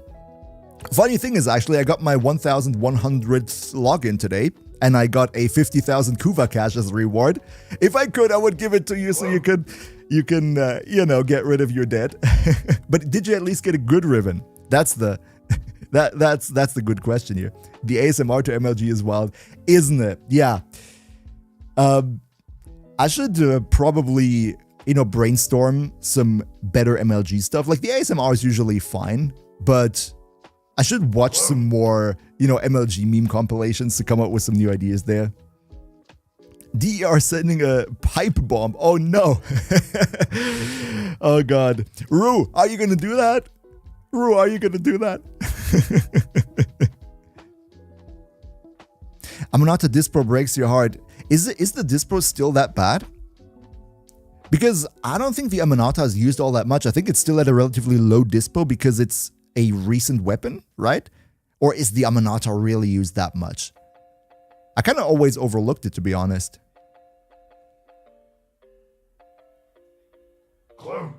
Oh yeah, Leo. By the way, Leo, that's a very good point. Thank you for bringing that up. We should absolutely also thank the lovely mods, everybody who is constantly here to keep the chat clean, to help the stream happen in the first place. I usually tell them that after the stream every time because I really appreciate it. But it's cool to see also some love from the viewers themselves and appreciation for what they're doing here. Because yeah, that's really what makes the whole thing run in the first place, right? Without the mods, there would be no stream. The reason why I've never streamed in all those years that I was on YouTube is that I never had a mod team, and I had to get the team together first to even be able to start the stream in the first place. And I'm happy that it happened the way it did, because otherwise we wouldn't be sitting here and we wouldn't be raided by Akari, right? The dispo is, what, 0.65? That's really awfully low, man. You're in Kangaroo Land at 1 a.m. Okay, by the way, one thing that I wanted to mention, that I should mention, right? It's late in Kangaroo Land. Your stream is over. You're probably sweaty, tired, hungry, need to pee, thirsty, or all of that at once. So if you just need to raid and run, if you want to get to bed, if you want to get some food, if you want to empty your bladder or anything else, then don't feel forced to stay. I really, really appreciate the raid. You do you, right? And yeah, just thank you. Just wanted to say that, right? Don't feel forced to contribute to the chat for like 30 more minutes if you just feel like you're tired and you need to go offline. Totally understand that. Usually I'm in the same boat whenever I end my stream, so that is perfectly okay.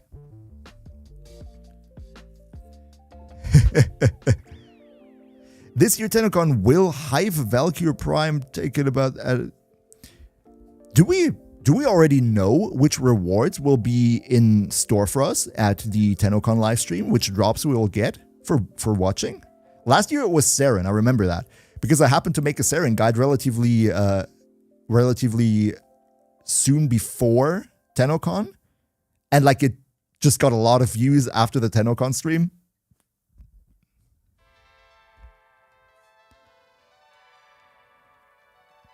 It's on their website. Oh, I need to take a look at what we get from the stream, because I might want to do a video beforehand, so that can get a lot of clicks again then. Oh, nothing has been said, Raw Artillery? Okay. I'm sure that we're going to get something. Hey Blacky, is Gauss better or the old reliable Rhino for new players? Your friend said he wants to get into Warframe and you have a spare Gauss Prime and a Rhino Prime. First of all, cool that your friend wants to join in. I'm sure you're going to have a lot of great moments together. I think especially for a new player, it doesn't really matter all that much, because as a new player, you're just going to obliterate everything anyway. Like, you know, base star chart is not all that difficult. I would just ask them what they prefer. If they prefer a frame who's basically really tanky and not much more, because, you know, while Rhino is actually pretty versatile, for new players, Rhino is just usually press 2 and don't die. Or if they would prefer a more active, more fast-paced playstyle, in this case, go for Gauss. Just ask them what sounds nicer to them. I think that's the way to go.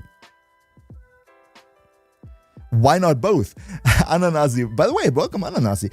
Why not both is a good statement.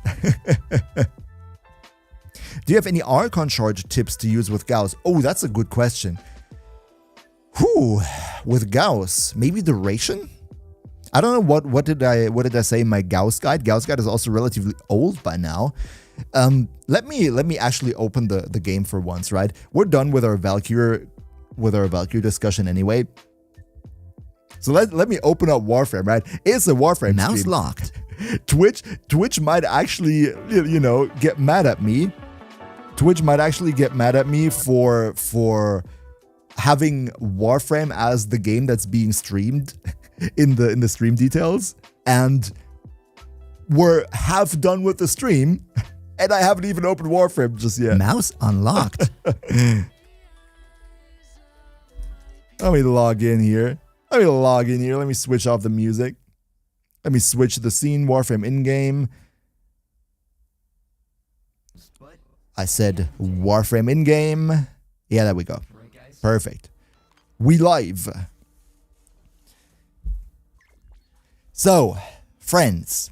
First of all, today we're actually not going to do any Devere circuit, because it just so happens that I already own all the Incarnon adapters. I mean, I just picked something, but all the Incarnon adapters for this week, I already own that, so we don't need to do that. Maybe we can actually go and farm some Coda Liches today, if you're up for that. Because, you know, I still have a lot of Coda weapons to get. Still have a whole bunch of Coda weapons to farm for the Coda tier list eventually. Yo, Darth Rent, welcome. Shaku, good to see you too. And Deep Skill, welcome. The Otter Rivens, you mean Riven challenges. And Zero, good to see you too. We could take a look at some Riven challenges. Chat, what do we want to do, chat? Do we want to, type 1 if you want to go and do Coda Liches, or type 2 if you want to go and unveil all my veiled Rivens that I have right here?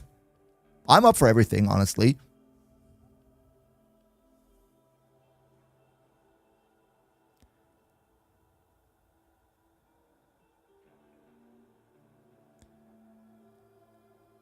Okay, we have a very, very mixed opinion right here.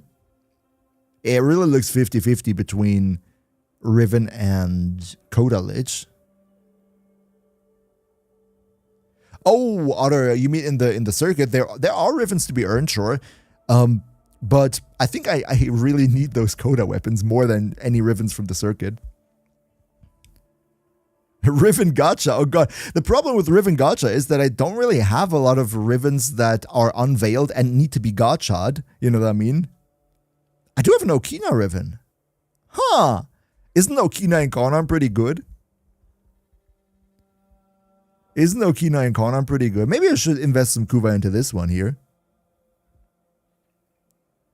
Riven while doing a Coda Lich. But like, I have an awful lot of Zaw and melee Riven mods, just never unveiled them. Okina and Konan is amazing. Yeah, but probably I should build the Okina and Konan in the first place, and then I can actually do the Rivens.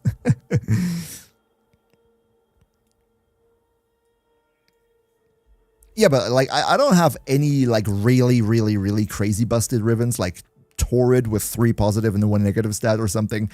I have a couple of good ones, but all in all, Gauss Archons, please. Sure, let's take a look at it. Forgot.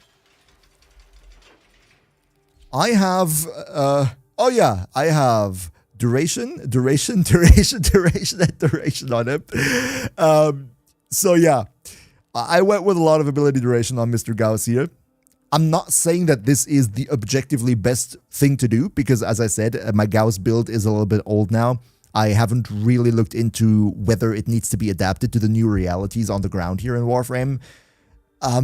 So don't quote me on this. I haven't taken a look at Gauss for quite a while. Yo, USJ, you think you're in one stream where I said that I have a 3080. You have a 3080 FE and you were thinking about starting to make videos or stream. Do you still have the same graphics card or did you upgrade? Oh, I still have the 3080.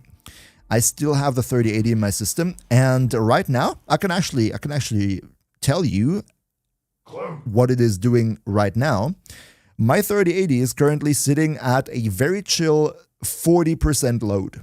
Like it's chilling at 40%. So if you want to play Warframe, then the 3080 is more than you'll ever need. Especially in Warframe, you can just use DLSS performance mode, which I do, which means the graphics card is basically not going to have to work at all, and you're going to save a lot of energy, and it's going to stay a lot cooler in the room because your PC is not going to get burning hot.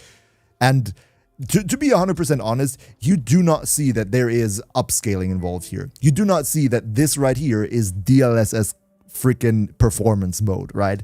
And you don't even see that in mission because there's so much stuff going on anyway on screen that I think Warframe is one of the most DLSS performance friendly games out there, since your screen is going to be overblown with all those visual effects anyway all the time. Nerdy, I agree, by the way. Hi, Nerdy. I agree that the 1999 tile sets make my 3080 sweat too, at least without DLSS. With DLSS, though, it's a completely different story. It's a completely different story. Yeah, Napcat, I 100% agree. DLSS is like really the way to go. Like, usually, like, there were games in the past where you would have to have a really good graphics card before DLSS existed, otherwise they would just not run. And there were some other games that were more processor heavy, where your graphics card kind of didn't matter because if your processor couldn't handle it, like Star Citizen, for example. Holy shit, Star Citizen, brother. That there's still not one single processor out there who can run Star Citizen at 144 hertz. I think that still doesn't exist. But like the graphics card is just chilling, and especially with DLSS now, I think graphics cards become kind of not as important for gaming anymore as they used to be in the past before DLSS, because as long as your graphics card supports the newest upscaling AI technology, I think it's fine. Like right now, I don't see the need to have a 50 something graphics card because I can just use DLSS for everything that I want to play, and the 3080 is just going to hold up perfectly fine.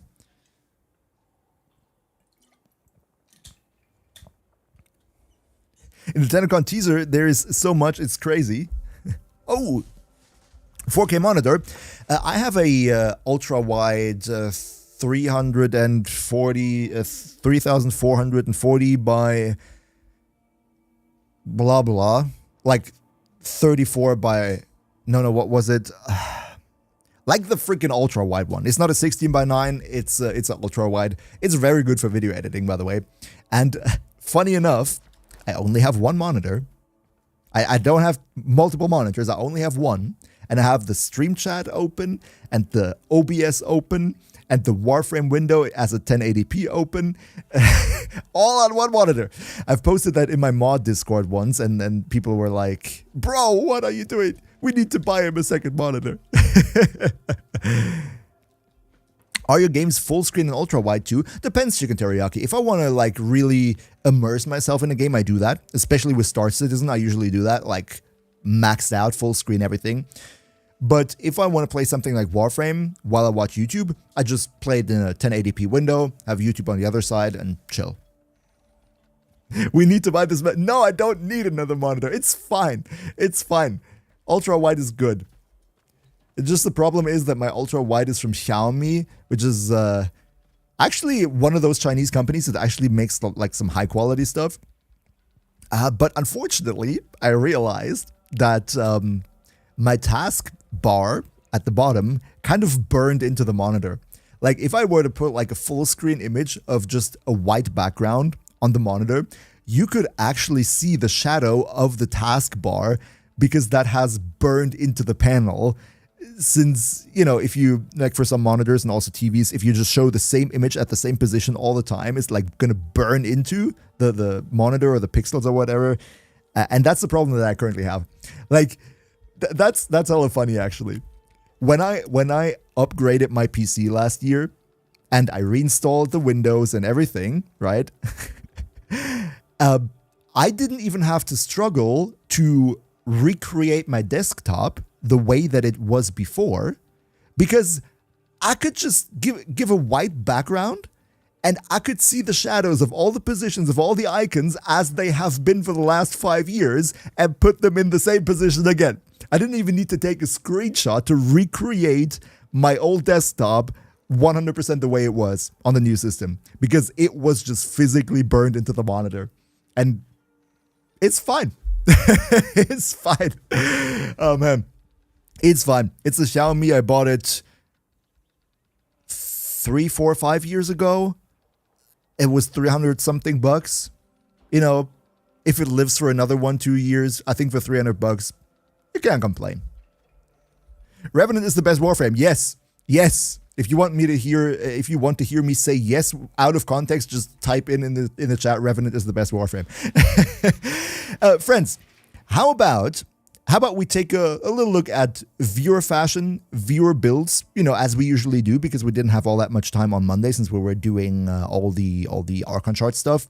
And then we might get to actually do some Coda stuff, so some leeches. What do we think about that? What do we think about going back to Madam Ember right here, our frame of choice for discussing viewer builds for reasons, and talk about it. For example, like Wolfred right here, who sent a hate mod configuration over. By the way, for everybody who wants to send me builds or wants to send me fashion to review, the way you do that is you go into the chat, you type /w MHBlacky, then you go into your arsenal and click whatever configuration you want to say, you want to send, click that button up here, and then you can link it. Easy as that. Same with fashion, by the way. And thanks, Sophie, for pointing that out again.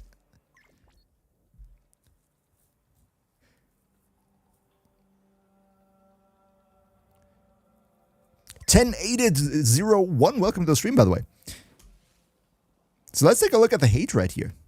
By the way, I love how Ember's like rocking those high heels, zero problem. Like she's really rocking those ultra high heels right here. Just look at her foot down here. Like, holy cow. What shoes are this? Like, which high heels are that bendable? Oh, God. Okay, so let's take a look at the hate build right here. First of all, somebody flexing their ribbon. What do we got here? We have status chance, we have crit chance, and heavy attack efficiency.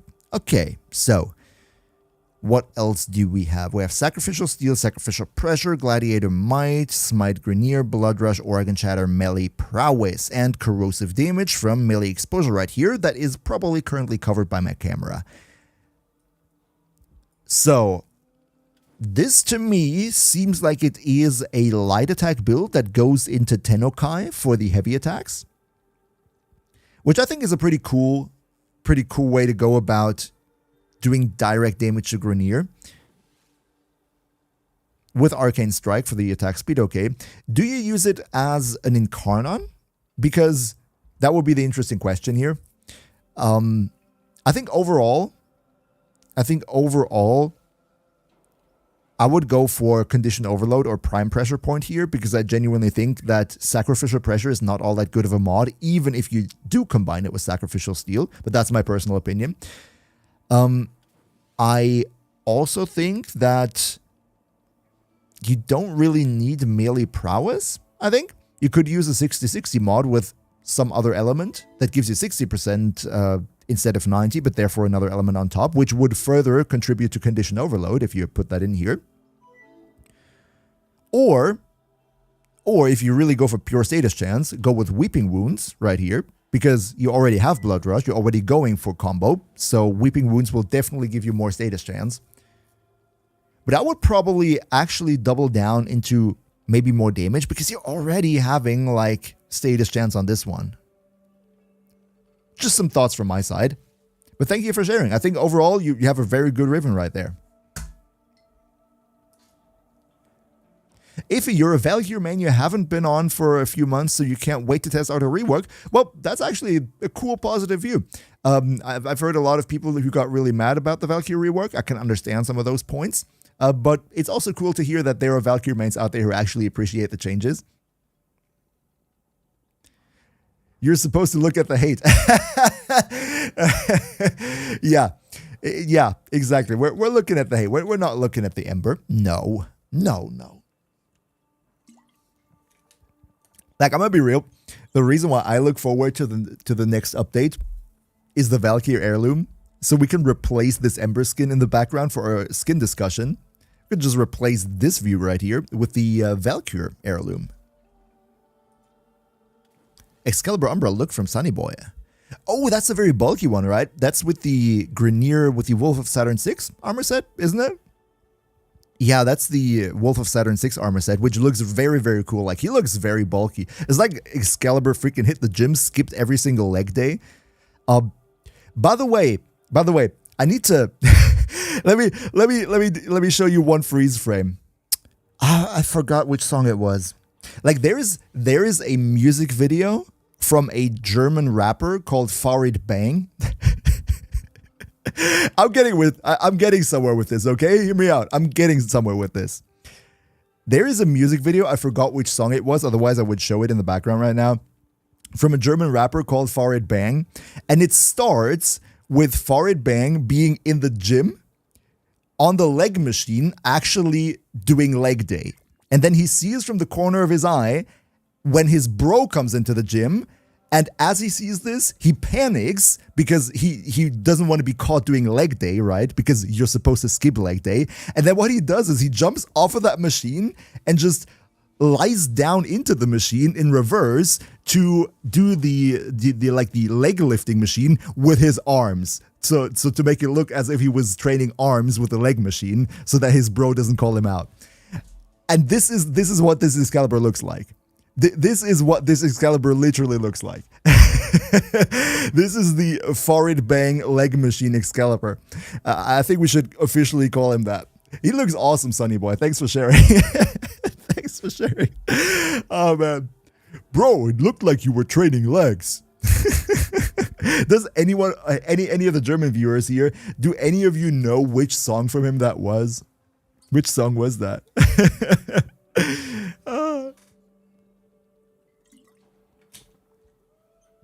It's Farid Bang Excalibur. Exactly, Sunny Boy, it is.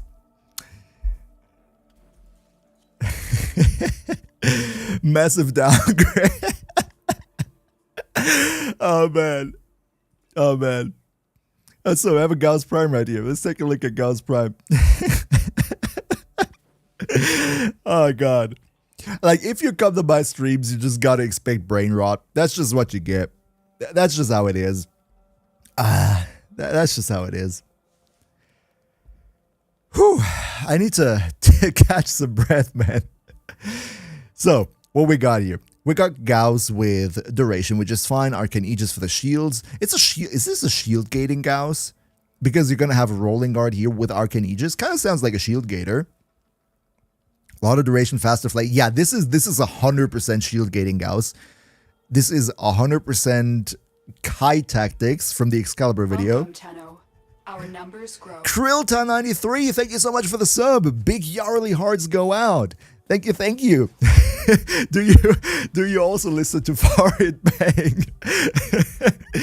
Oh man, thanks for the sub. Enjoy the emotes. Enjoy the loyalty badges. Appreciate you joining the crew. Really do. So yeah, this is the shield gating Gauss, which is interesting because it kind of I think it makes sense because Gauss essentially gets invincible for 2/3 of the time with his 4.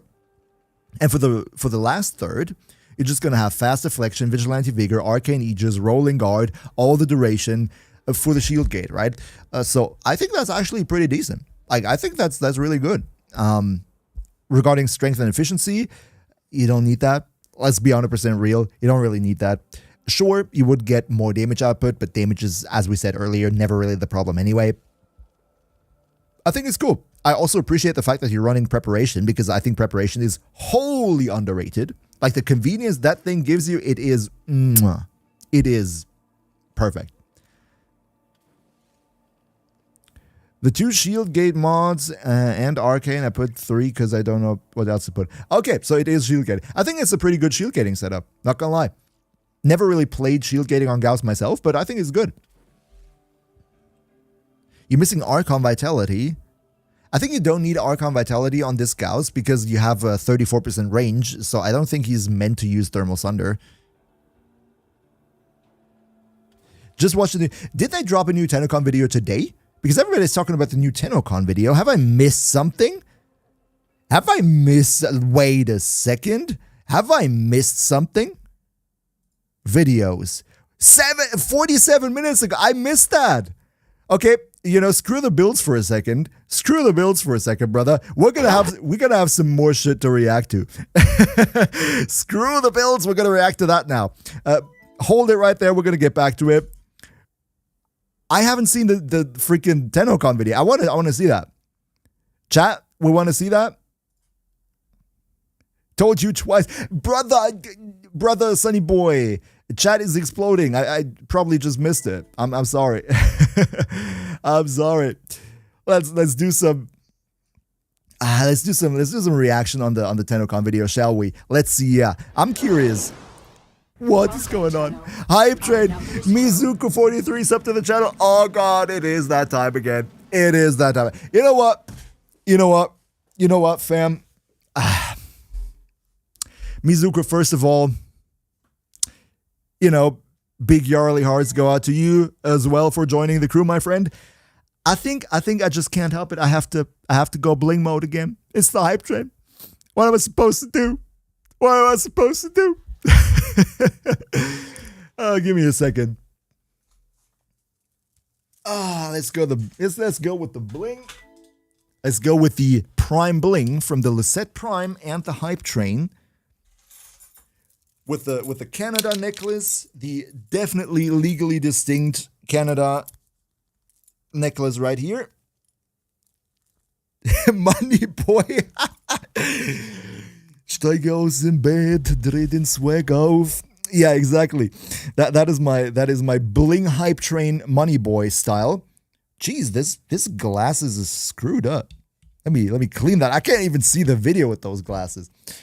Oh brother. Mizuku, what have you done? Mizuku, that's on you. That's on you. That's basically our leading culture here in the stream. Whenever somebody triggers the hype train, whenever, you know, shit goes down, we go bling because that's how it is in the ghetto. That's how it is. That's what the Tenno do. Fashion frame is endgame. We're just gonna, you know, the hype train basically primes myself. Oh man. Not gonna lie, I could say, I think I could technically make the statement that I somewhat actually live in the hood because just 2 more blocks from where I live is an area, like the one street in the city where usually one person gets shot every year. Half of the time by police.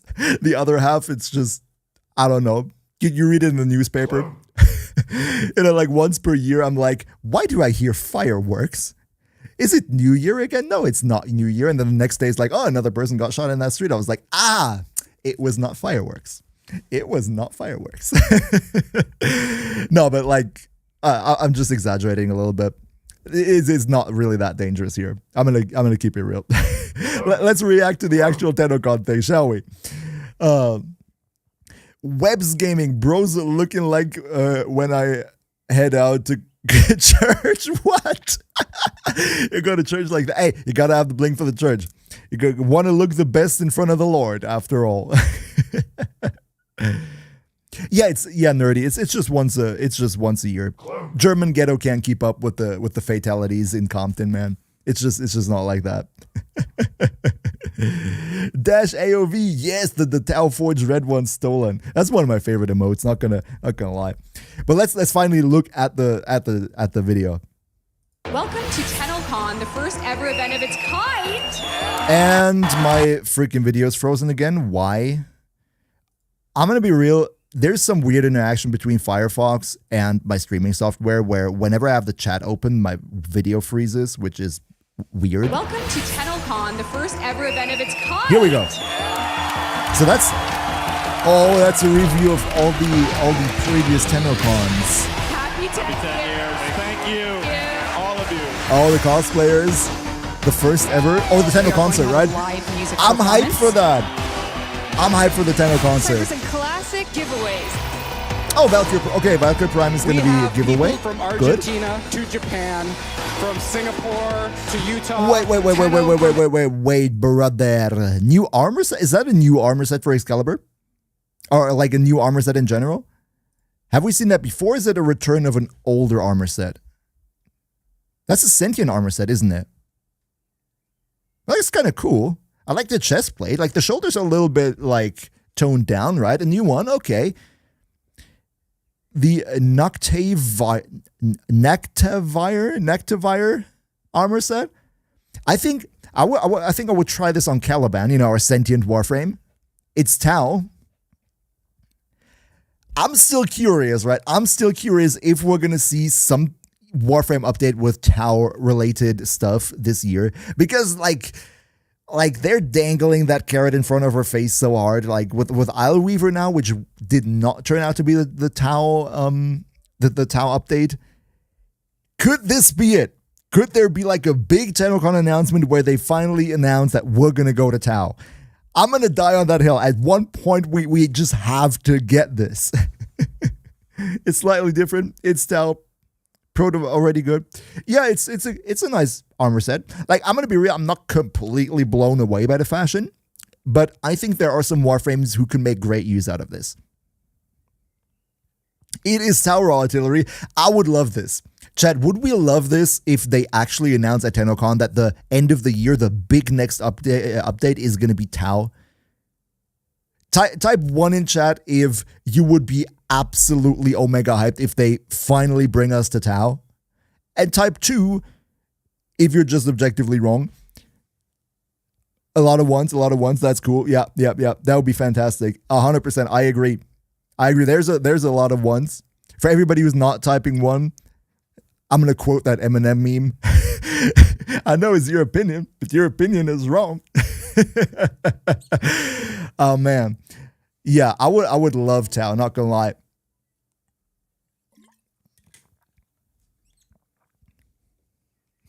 One plus 2 is 3. 2 plus 2 is 4. Minus 1, that's 3 quick maths. Everyday mints on the block. Smoke trees.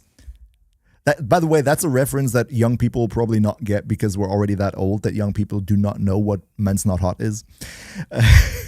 But Men's Not Hot was hilarious. I like that. Let's continue watching, shall we? Tenno from everywhere have come today to There are so many good what cosplays. makes being a Tenno so special. A flare poster, cool. Another glyph. Oh, that's a cutie. It's here for Soulframe, everybody. Soulframe prelude. Oh, more news from Soulframe. Sure. TennoCon is a celebration of all that's happened this past year, and we wouldn't be here. What is that unique relay experience? Wait a minute. Is that a sentient ship relay thing? Welcome, Tenno. Our numbers grow. Tempest Sonata 17. Cheers go out to you and big Yarly Hearts. Thank you so much for the sub. Really appreciate it. Big thank you. And welcome to the crew. As I said many times before, enjoy the emotes, enjoy the loyalty badges. Thank you for your generosity and welcome on board. You see me in the bling because everybody is so generous. I just, had to roll with the flow, you know what I mean? So this is obviously a Murex, right? Murex was the name of these sentient ships. Flipping, oh no, we have ads. Holy cow, I'm sorry. It's not that long ago, Mad Kitten. You might think that, right? But I'm gonna be real. If you would ask a 12-year-old about Gangnam Style, there's a legitimate chance they have no idea what the frick you're talking about. And that is also why I think that we're getting to the point in time where Men's Not Hot always also starts to become more of a boomer thing, right? Even though I think it's hilarious. I really like that. So yeah, that's a Murex relay thing. Okay. Here, if it wasn't for you guys.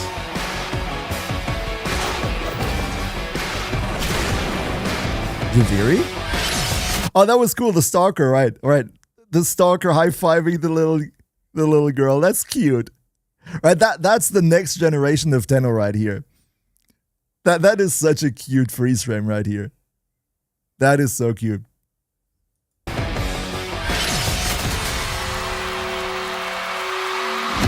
Wait a second. Can we find me in that shot here? Can we find me in that shot? That there might be a legitimate chance that that there's actually me in that shot. Because wasn't this from last year? Didn't we get those colorful sticks last year? I think we got those if that's a shot from last year, there's a legitimate chance I might be in that shot. You're right there. Yeah, I'm right on the right here, right? Big face all on the right side. No, but like, I was sitting in the second row relatively in the middle, but I'm not sure if this right here is the right block and this is the middle block, or this is the middle block and this is the left block. Let me get a little bit closer to see. Let me take off the glasses. Oh yeah, I'm right here. Yes, I'm right here. Isn't that me? Yes, I think that's me. I think that's me. I'm sitting next to Frozen Balls right here. Yeah, that's cool. Yo, friends, I'm in the official TennoCon 2025 teaser, at least for 1 or 2 frames. That's cool. For everybody not seeing this right here, this is me. It's not. By the way, what I'm wearing right here is not this T-shirt. It's not this T-shirt that I'm wearing. I do own more than one T-shirt. I do own more than just this one T-shirt. Oh God. We don't see my mouse. Oh, okay. How should I show it then? How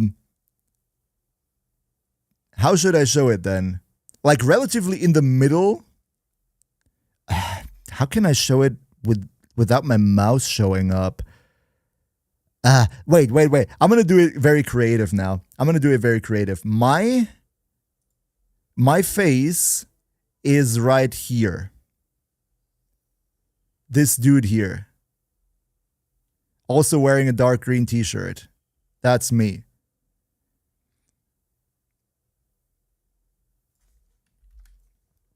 That's, yeah. Color of the bottom one. So I can't show it any better. Maybe I could do this right here. No, I can't. Never mind.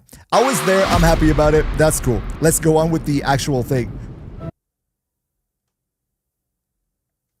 That's the sun. Why would they show the sun if they're not making any reference to a new star system?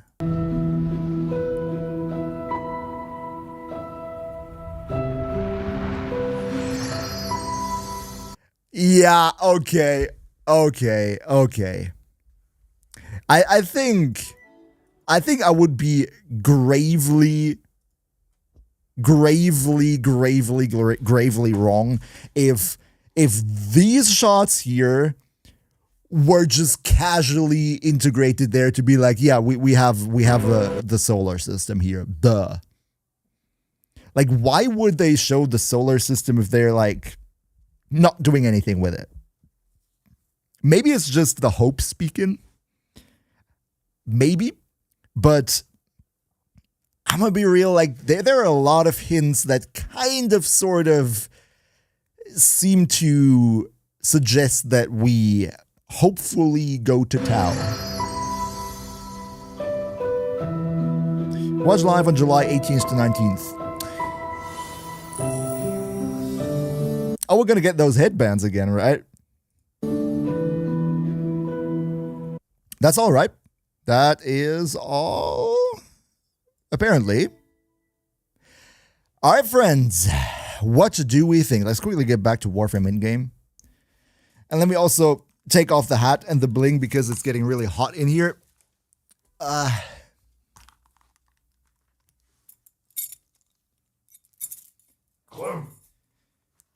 Whew.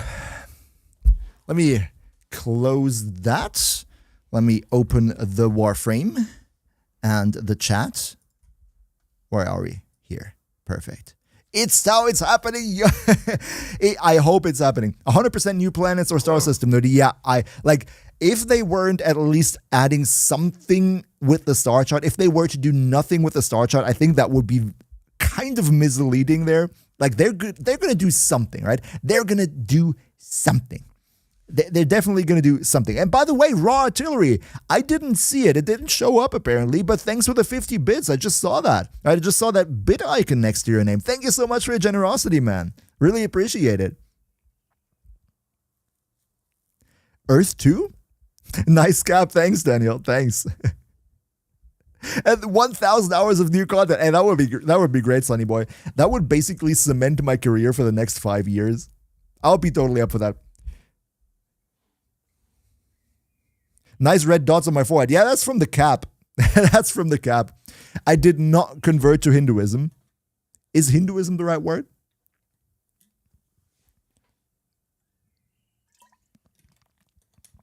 All right, have fun in the lurk, Sonny boy.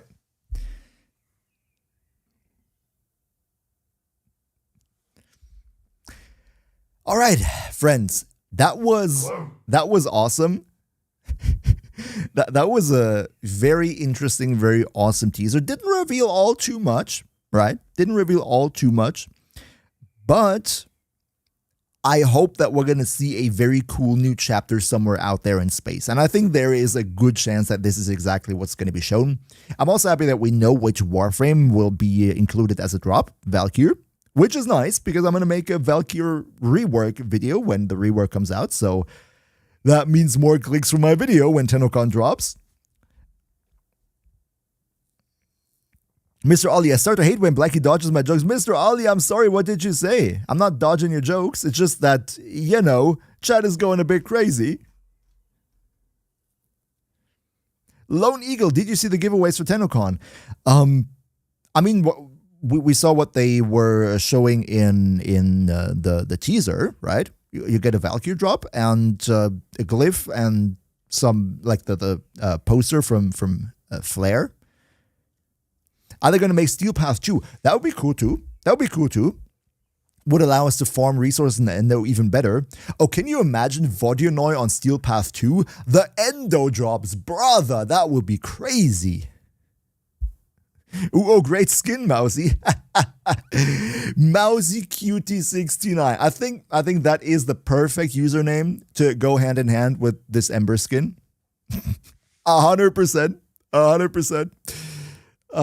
Imagine, yes. And the armor. Oh, Corey, the armor, yeah. But like the Steel Path enemies are already armor capped, so Steel Path 2 can't be that terrible. Or they just give him a different type of damage reduction. They will give, what is it, Archon type damage attenuation to every single enemy in Steel Path 2. That'll be fun. That would be hella fun. I would just use my Reeve Revenant on absolutely everything and be like, yeah, you do you. I'm just gonna one hit y'all anyway. 4K, are you German? Yes, I am. I am coming from Cologne, the dirty city that stinks like piss, but somehow everybody who lives here loves it. the one city which is being kept alive by beer and their soccer team, which is not even all that successful, but everybody has their back anyway. That is where I come from. Same. Oh, you're also from Ghana. Then I don't need to explain it, right? I don't need to explain it.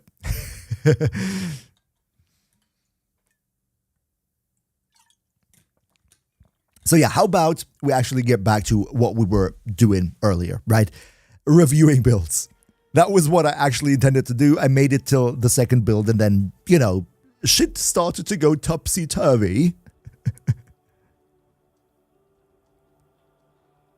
LR3 is gold, exactly, ANCAP Gamer, but I am not anywhere close to having enough XP to go LR3. The YouTube Creator City. Mizuku, is Cologne the YouTube Creator City, really? Are there so many YouTubers in Cologne? I mean, it's a big city, sure, but just because Gronk has his business address at the Crane Houses, does that make it the YouTube Creator City? I don't know. Oh, we have a Revenant Prime look. That's a cool one. Wait. Oh, is that, which animation set? Titania, yes, it's a Titania animation set. Like, this Revenant is fabulous. I'm going to be real. This Revenant is very fabulous. He's like, no, it's Carnival, and I can cosplay as Titania whenever I want. But I like it. I like the color combination with the purple and the cyan and the green. It's really cool. I think New Loka would also appreciate this. New Loka would be like, you're not having the right colors. Oh, wait, you do. We're not going to assassinate you this time.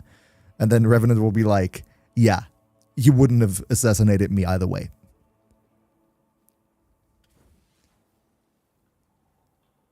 Nerdy, I should someday visit in the north. You should, brother, you should visit me for Gamescom. If anything, bro, you should visit here for Gamescom. But yeah, I would also like to come over in the north. I've heard you have quite some space for visitors in your home. Wink, wink. Oh, that's a cool Gara.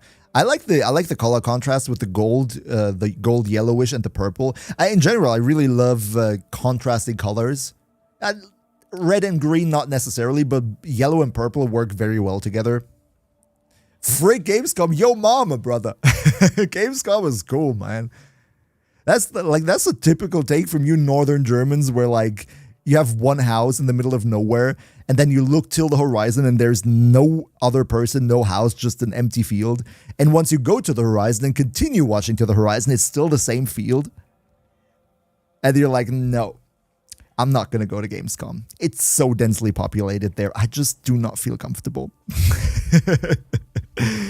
Oh, man. It was back when Ibalali, Julian Bain. Okay. Yeah, Madeira. Yeah. Madeira is, yes.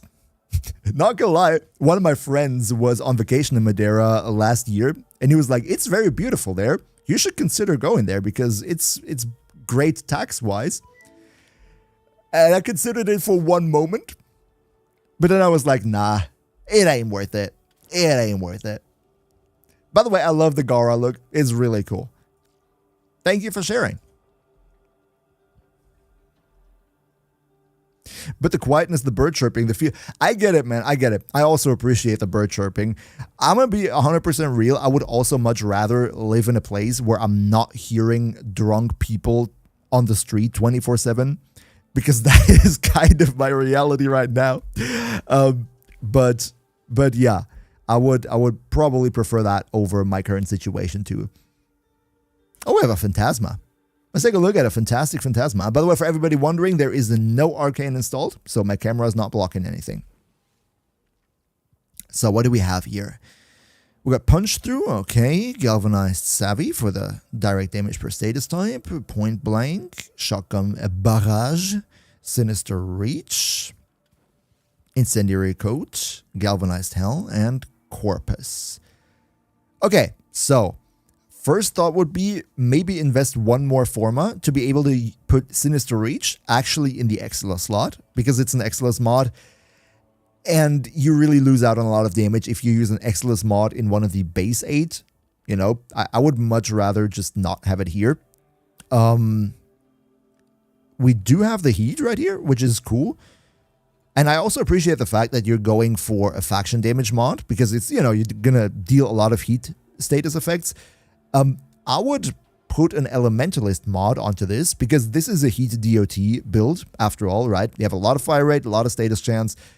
My personal opinion would be take this one here, put it in the Exilus if you can, and put an Elementalist mod into here. You're going to deal much more damage, 100% more damage. And if you're going against Corpus, don't go with Heat, go with pure Toxin, because Toxin is much better against Corpus than Heat.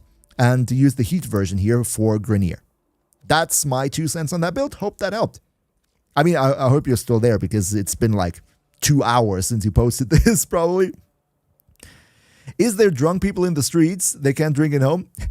See, Zero, the reason why you hear drunk people in the street is because those drunk people are homeless people. And that's why they're in the street.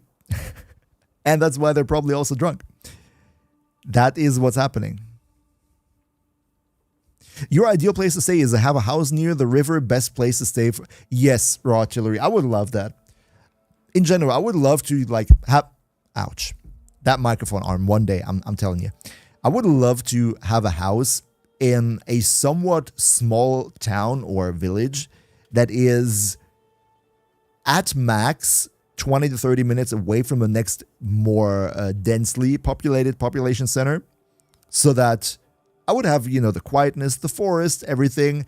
But if I want to go for like shopping, if I need stuff, if I want to go out with friends, I can just hop into the car or ideally into the train and be in the next city center in 20 minutes. Like that would be the ideal way to live.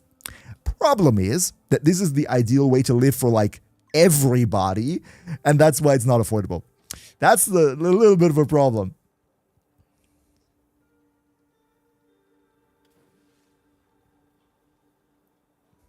That is half a garage. What?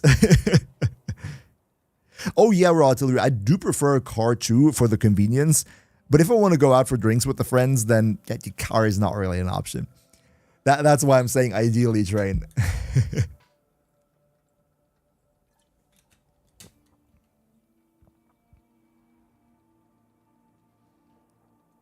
Oh, Nerdy, that's a nice offer. I might get back to you if like we're having any concrete plans.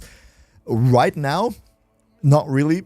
Right now, not really. We're still in the saving money part of the house buying journey.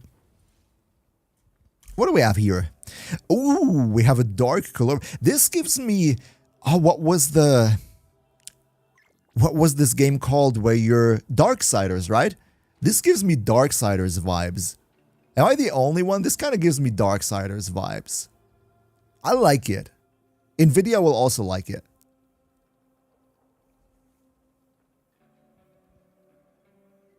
You live in the Middle East, so you don't see people. Okay, Zero. Okay, that's fair, Zero. In the Middle East, you're probably not going to see drunk people in the street. Yeah, that's true. You're hoping to see an ASMR MLG short at TennoCon. Oh, God, no. Oh, God, no. Please, DE, please do not clip any of my ASMR shorts. Oh, God, no. No, that's a very cool one. Raw Artillery, unfortunately, I never played Darksiders myself. I just spent some time with a friend who played it. Like, he played it, and I looked over his shoulder, and we were fooling around. That was cool. And I watched the... How long was it? 3 hours? 5 hours? 7 hours? Retrospective from White Light on Darksiders? Let me see. I want to see that. White Light Darksiders. How long is it? 3 hours. I watched the 3-hour video from White Light on Darksiders 2, which was also a pleasure.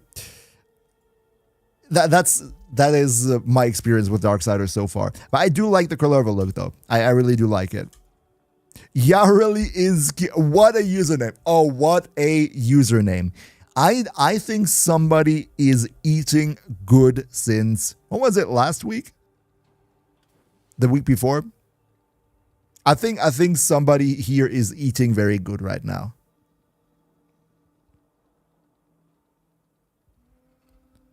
It's worth buying the games because they're cheap on Instagram. Yeah, I think they're pretty cheap, yeah. If I had time, I would probably actually give them a try because they look pretty appealing to me. And hi, Autumn Knight. Good to see you. How are you? Are you recovering? Are you feeling better? Autumn Knight was not feeling all too good on Monday, unfortunately. You holding up, ma'am? You getting better? It's me, your sleep paralysis demon. Yo. Good to see you. I hope you're better, man. That is a freaking cool wisp. I don't know why, but there's something about the bunny ears on this hat that is hilarious and super cute at the same time.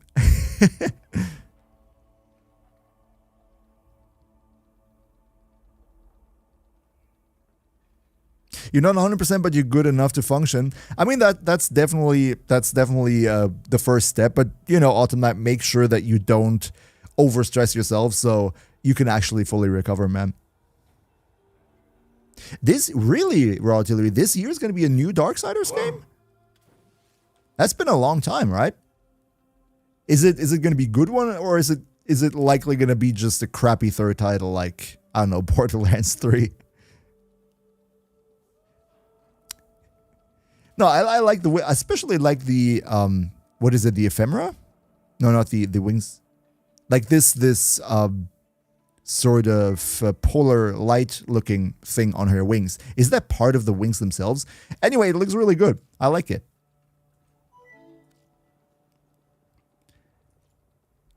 Wormfrost. What is it with the usernames today? Wormfrost is cool too.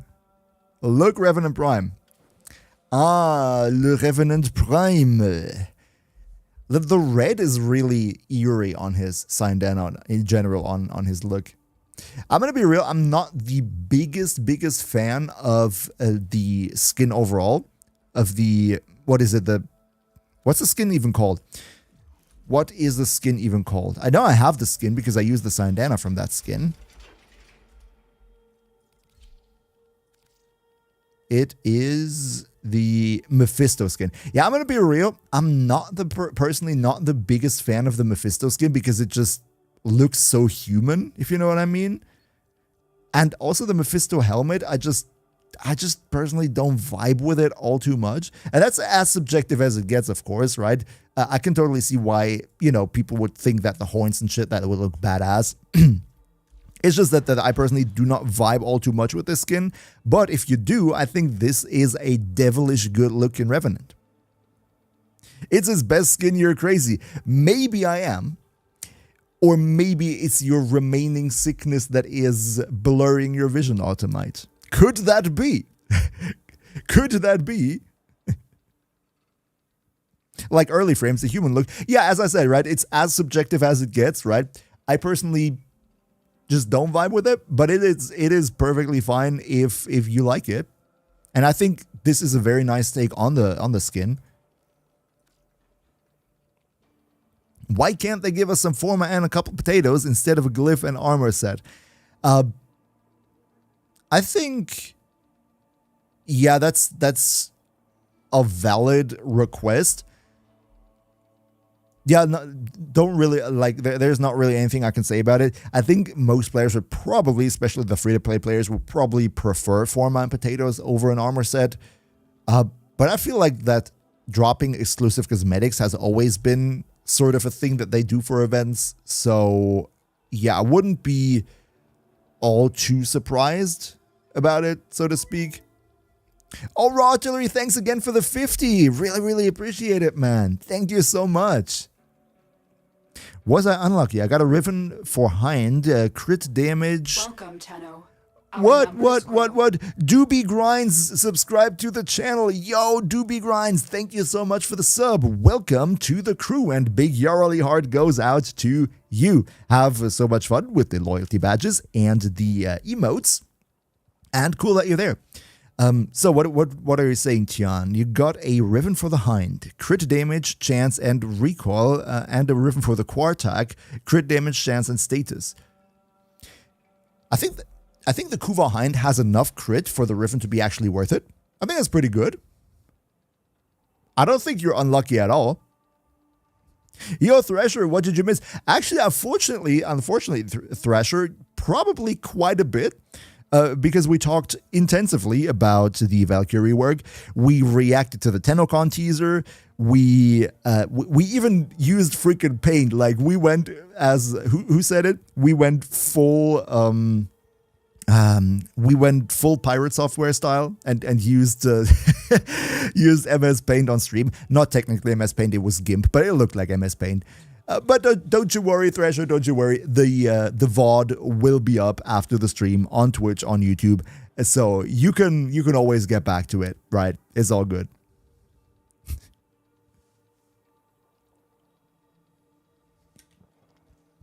And yo, Metal Twig, what's good, dog? Good to see you. And Rip Ghost, what's good to you too? You're like 90% sure you have to go to the Warframe account for TennoCon for the drops. Yeah, sure. For TennoCon, you're gonna have to watch the official stream and link your Warframe account to the Twitch, and then you will get the drops. By the way, I will not restream TennoCon. You will probably not see anything from me in the week of TennoCon at all, because I'm gonna be in Canada myself at TennoCon. So I'm not gonna stream that. Maybe I'm gonna be able to pre-produce a couple of videos or shorts that I can, upload beforehand. But when it comes to TennoCon itself, no stream from my side. Unfortunately for you, no. Fortunately for me, I will hopefully have a good time there. Oh, you're going to get there, Autumn Night, at some point. You're going to get there. Thank you, Tempest. Yeah, like last year I was officially invited to TennoCon, which was very, very, very cool. This year I'm going at my own expense, but I didn't want to miss the Tenno concert. I didn't want to miss the 10-year celebration, right? That is something that I am happy to pay the flights to Canada myself for.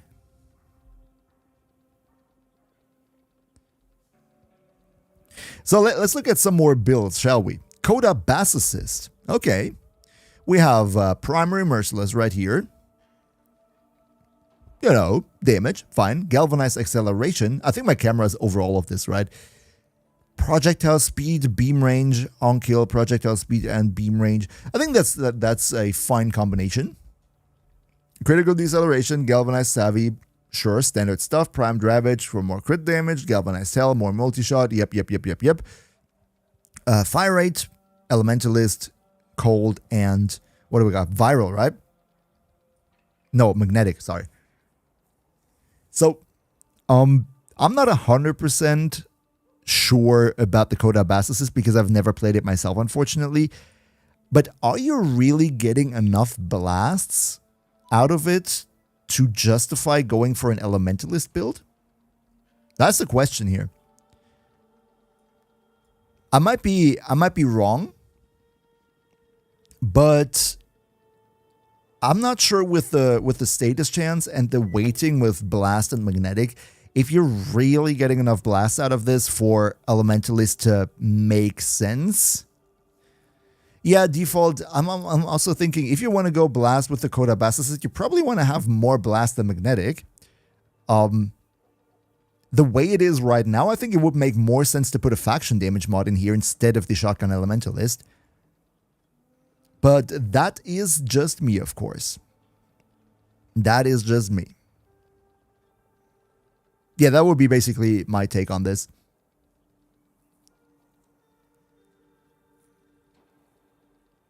But I'm going to have to build the Coda Bass Assist myself before I can make any definite statement. Chicken Teriyaki, look, Nick's Chicken Teriyaki coming in with the bling again. Going full bling style. That is a very, very nice Nyx. I think Nyx in general has really, really cool non-proto frame skins. It's kind of sad. Like, I would... Give me 1 second. I would totally 100%... Where is it? I would totally 100% go with... Shall we begin? No, we shall not begin. Not yet. Where was it? I actually like this skin right here a lot. I think it looks pretty cool. It looks very darn cool. And I would love to just, have Eleanor's head on top of this right here, rather than going and using the full skin. Because I think the body part of the actual Nyx skin right here looks nicer. Of course, for the face, you want to have Madame Psycho right here. But yeah, you know what I mean? Oh no, it's ad time again. Shit, I'm sorry. No control over it. No control over it. And Damon, good to see you. Similar to Noctua secondary. I think I was... Oh, Basilisk has kind of a unique fire, similar to Noctua. Okay. Yeah, I've seen some gameplay of it. But yeah, Chicken Teriyaki, this would also be one of those Nyx looks where I would just like to be able to put Eleanor on top and just keep the exact bottom right here. That would be cool. But I really like the purple and the gold and black. It's very nice. Yarali Prime, okay. Neplud became a member of the YouTube channel. Neplud, thank you so much for joining the YouTube crew. Unfortunately, unlike with Twitch, the YouTube alerts are like not set up for this bot. It's a bit more complicated than doing that for Twitch. So unfortunately, no flashy thing on stream. But Neplud, I still saw it in chat. I big time appreciate it. Thank you so much for joining the Clem crew. Much fun with the emotes and the loyalty badge also on YouTube to you. The booty need a rework. Yeah, that's the reason why she's actually looking at the camera right now. Missed your message. Which message did you post, Neplud? Where are you? Oh, I can see it here. Thank you so much. You are the reason I was hooked to Warframe, so thank you. Oh, thank you so much for the feedback, Neplud. Thank you so much. By the way, shout out goes to StreamerBot because I can just click on your name and see all your previous messages. Just found that out. Thank you. Really appreciate the feedback, man. Really, really appreciate it and appreciate your generosity as well. I'm always happy to, help people get into Warframe, enjoy the game more because obviously I enjoy the game. We all do. Some of us don't. And that's fine. But, I'm here to help. And I'm always very happy if people have a better time starting out with Warframe. Thanks to the stuff that I put out. That is always very, very nice. So yeah, welcome. Lean back, get some snacks and drinks, enjoy the stream. News. Win a U2's Lotus figure. Cool. I'm probably not going to do that. But for everybody who wants to have a U2's Lotus figure, whatever that alert there was, try to look at it, I think. So yeah, Yarali Prime. Ooh, that's a cool one. Like, she is very, very, like, how should I say that? Fabric-y. Like, she is having a lot of clothes on her. At least that's how it looks like. I love the shoulder plate. I love the fact that you're having like this corpus helmet shoulder plate thing on her, which is such like a big bulky armor plate in general, but like on her, it just looks fire. It just looks kind of, small in some way or form. But like she fire. I really like the look. Like the light blue, the darker blue with the gold and the white is like, she is the perfect underwater sea creature right here. Like, she's very puffy. That's so cool. Where do you farm Endo? I'm struggling at MR8 for Endo. Zero12? I hope I pronounced that right. I do have a relatively old video on my YouTube channel for Endo farming. I didn't make a new one because it's still, I would say, 90% up to date. And in there, I go over as to how to farm Endo as a new player, as well as more experienced player. I think if you want to have the full in-detail explanation, you might want to check that out. For an MR8 player, though, I think the best stuff you can go is do bounties in the open worlds, specifically if you have unlocked that at Deimos, because like the highest bounty on Deimos can give you multiple opportunities at, what was it, 1,000 Endo? I think if you play that a lot, that's a good thing to start. If you want to go a bit more dedicated, go with Vodyanoi on Sedna. That mission node will drop a lot of endo, but you need a pre-made team for that. So, and arbitration, if you have unlocked that. At MR8, I'm not 100% sure if it's reasonable to assume that you should have arbitration unlocked. If you do have arbitration unlocked, of course, that's what you want to do. 100%. Demonic Apathy. Yareli is a troll for the resistance too. Talk about the Thorn and Bellis' side. Love it. Yeah. I just love how Yareli is like hardcore trolling, right? Oh, another hate configuration. Let's take a look at that. Thank you so much, Blacky. No problem, man. Hope it'll help you. Buy a bunch of maxed out rolling guards. Yeah, maybe. Maybe. Where's the background music? You want to have the background music? Chai, do you want to have the background music on? But, okay, let's take a look at this here. This is obviously a heavy attack build, right? Because you're using melee afflictions. Is it? No, it's not. No, it's not a heavy attack build. It's, oh, you're using melee afflictions probably for the Tennokai heavy attacks. So Keyboard yeah, locked. light attack build with Blood Rush, Gladiator Might, Galvanized Steel as crit damage mod, Berserker Fury, Elementalist, Organ Shatter, Pressure Point, and Carnage Metal. Oh, so it's like a slash light attack build. Kind of seems like it, right? Very high slash weighting. Keyboard unlocked. I think that's very cool. Does the Reaping Spiral elevate enemies up to trigger melee afflictions even on light attack? Or is the melee afflictions only for the Mentor's Legacy? Anyway, I think you're going to deal a whole bunch of damage with this. Absolutely 100% sure. I would maybe consider putting Conditioned Overload in here with like a Diriga as your companion, because I think that will give you more damage. And where was I? And I would probably, potentially, hypothetically, replace this with Weeping Wounds. Sure, you get less slash damage out of it, but like slash has still overwhelmingly the highest weighting. So I think the added status chance from a maxed out Weeping Wounds would give you more slashes than this here. And maybe replace Organ Shatter with a faction damage mod, because you're already having a lot of crit damage from Galvanized Steel. That would be my personal suggestion, because a slash DOT build without faction damage is always eh. If you have Roar on your setup, then of course it's a different thing. Then you know, leave Organ Shatter on here. But like Carnage Mandible, I would consider maybe putting Weeping Wounds into this. That would be my personal suggestion. You have Roar. Okay, that explains it. Then just think about maybe Weeping Wounds for the Carnage Mandible. Yeah, Carnage Mandible.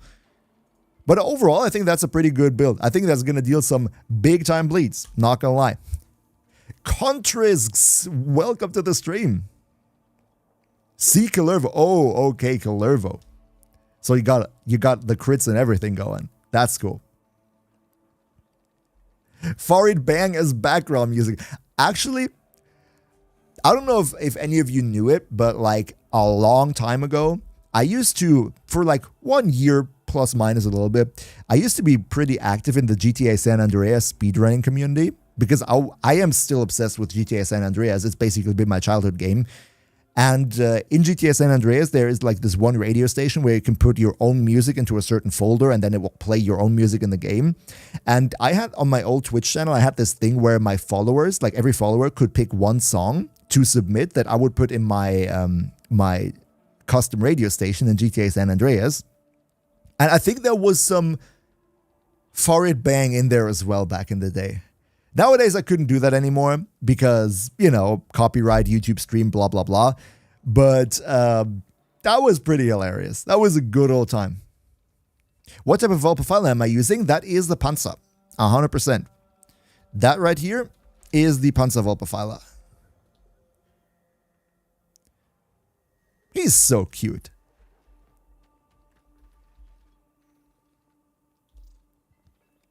Sancti Magistar. I kind of get the feeling that this might be a slam build. Is it a slam build?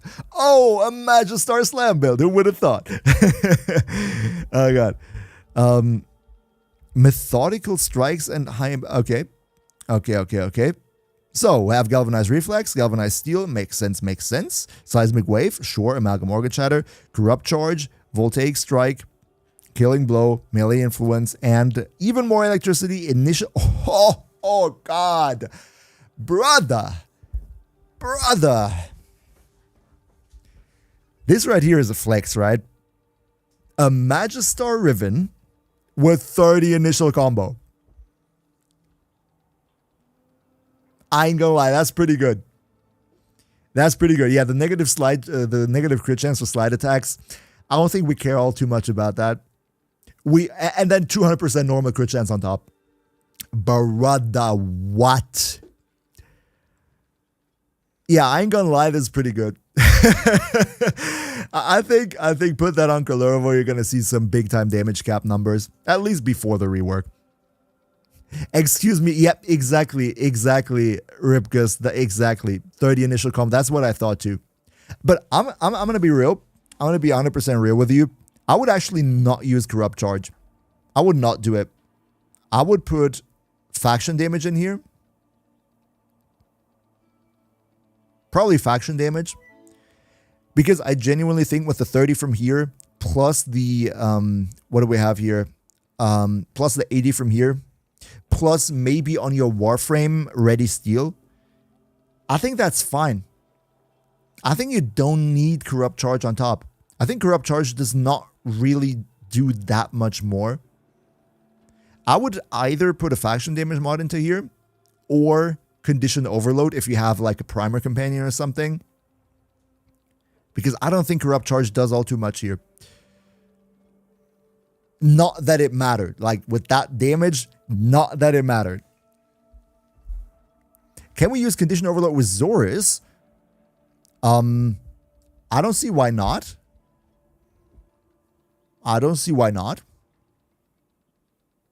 Condition Overload is always a nice mod.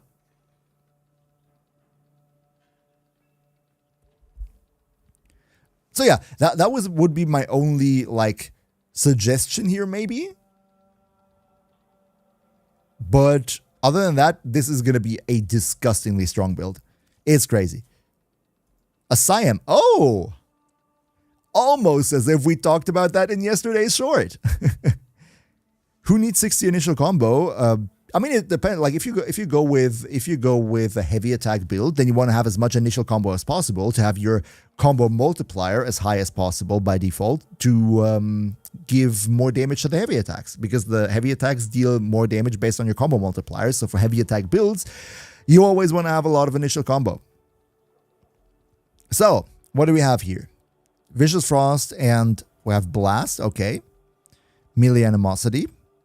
Oh, so this is a Blast light attack build, right? Amalgam Organ Shatter, Gladiator Might, Condition Overload, Quickening, Galvanized Steel, Weeping Wounds. I think, like, to me this looks like clearly a light attack build that goes for the occasional Tennokai attack. I'm not 100% sure if I agree with every single mod here.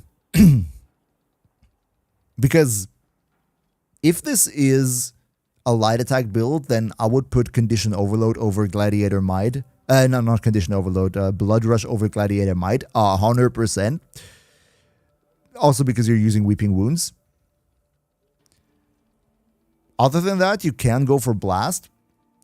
I'm sure Blast is great, but the question is why Blast if you're not going Melee Influence? I think Blast without Melee Influence is not that great. I would probably just go for whatever element is the strongest against the enemy faction you're up against here, then Melee Animosity for a lot of crit, and the rest is fine. And Blood Rush here. That would be my personal suggestion. You're free to disagree though. I feel my voice is cracking pretty hard right now. More damage for better Tennokai mods. Yeah, true. Mentor's Legacy is like I think Mentor's Legacy is what a lot of players use if they lack the one or two more additional mod space. And that's fine. Like I can totally see, especially if you're free to play, why you wouldn't want to add an additional forma just to not have to use Mentor's Legacy. I think I would probably, if I was a free to play player, I would also rather use Mentor's Legacy than investing in another forma. That's fine. And we have a Mesa look. Okay. Ooh. MLG commentator starting now. Okay, before I do the MLG commentator, I really got to get something to drink. Otherwise, I'm gonna like completely obliterate my vocal cords.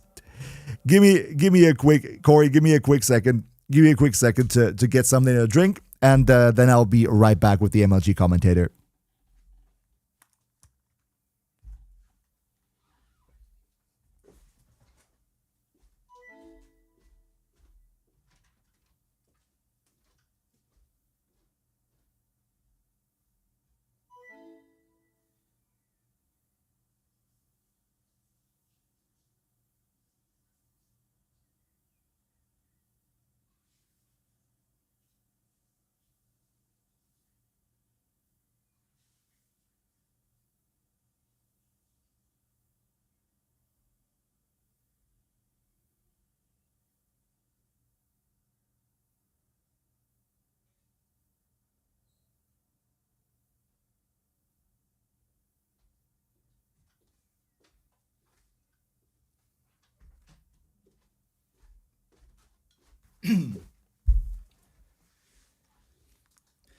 And I am back. Just got a quick drink. Warframe in-game. There we go. So, Corey, you want to have the MLG commentator? We are going to do that. What we see right here, ladies and gentlemen, is a beautiful Mesa look with spidery legs on her back. If you're not into spiders, then you will not like this look. However, the bronze, the silver, the gray, and the white match very, very nicely, especially with the Signia right here, which is a perfect match onto this Mesa. I love her, but I would probably not want to meet her in a dark alleyway after dark.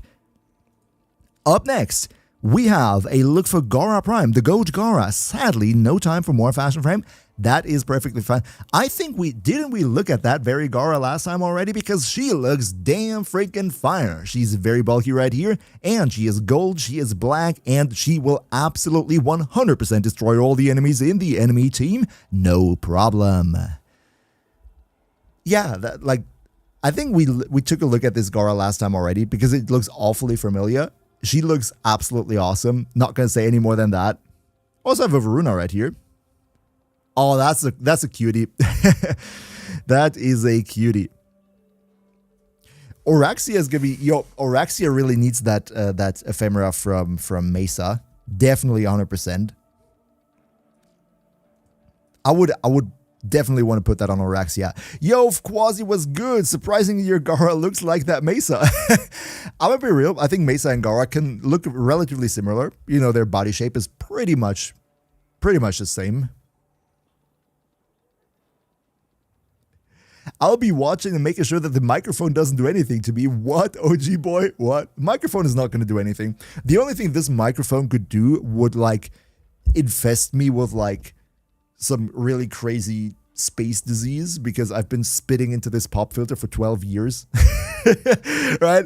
If you're anyone but me, and get even close to this pop filter, you, like, immediately get infected with 1,000 diseases because this thing is alive at this point. That's the truth. Oh, what do we have here? A Nova. Clean the pop filter. I can't, Ripgust. I can't. Because this is so old, it's already disintegrating. If I were to actually rub over it and clean it, it would just fall apart. I need to buy a new one, though. I should do that. I was looking into it online. There is a pop filter like this for this microphone in my personal MHBlacky green. I was thinking about maybe getting that instead. Looked kind of cool. You hit it and you told it bad microphone. I hit it because, you know, the microphone arm is in the way. But I like the Nova look. Like, she's definitely pretty dark, but the purple pinkish is like very glowy. It's very much in your face. And also, it's cool that you have the armor set from Gyro Deluxe, isn't it, right? Gyre Deluxe? I think that was it, the chest plate.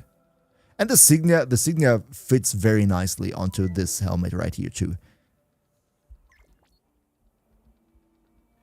The Council of Saminator will look over my case. Oh god. But to be honest, if the Council of Saminator is looking over my case, I have nothing to worry about. I think that Council is going to be pretty nice.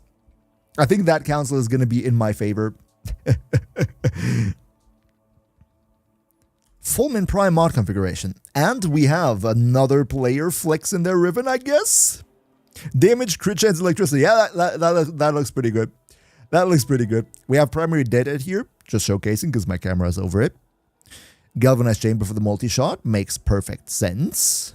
Rhyme round, malignant force. So we got viral, hunter munitions, electricity, crit chance, crit damage, hammer shot. I think that's perfectly fine. I think that is perfectly fine. It is a nice /DOT build. However, and I know I sound like a broken record, but put a faction damage mod in here.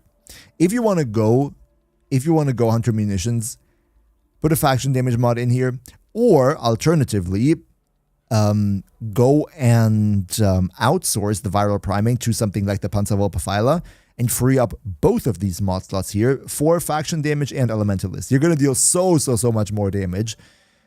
But probably you're going to play this as a convenient setup, right? With viral and slash on the same thing. And it probably, if this is a convenient setup, you probably also don't like faction mods or you have roar subsumed. So if that is the case, then this is perfectly fine for pure optimization. Just slot these ones out. Use a Panzerwölfe, faction damage, elementalist, and you're golden.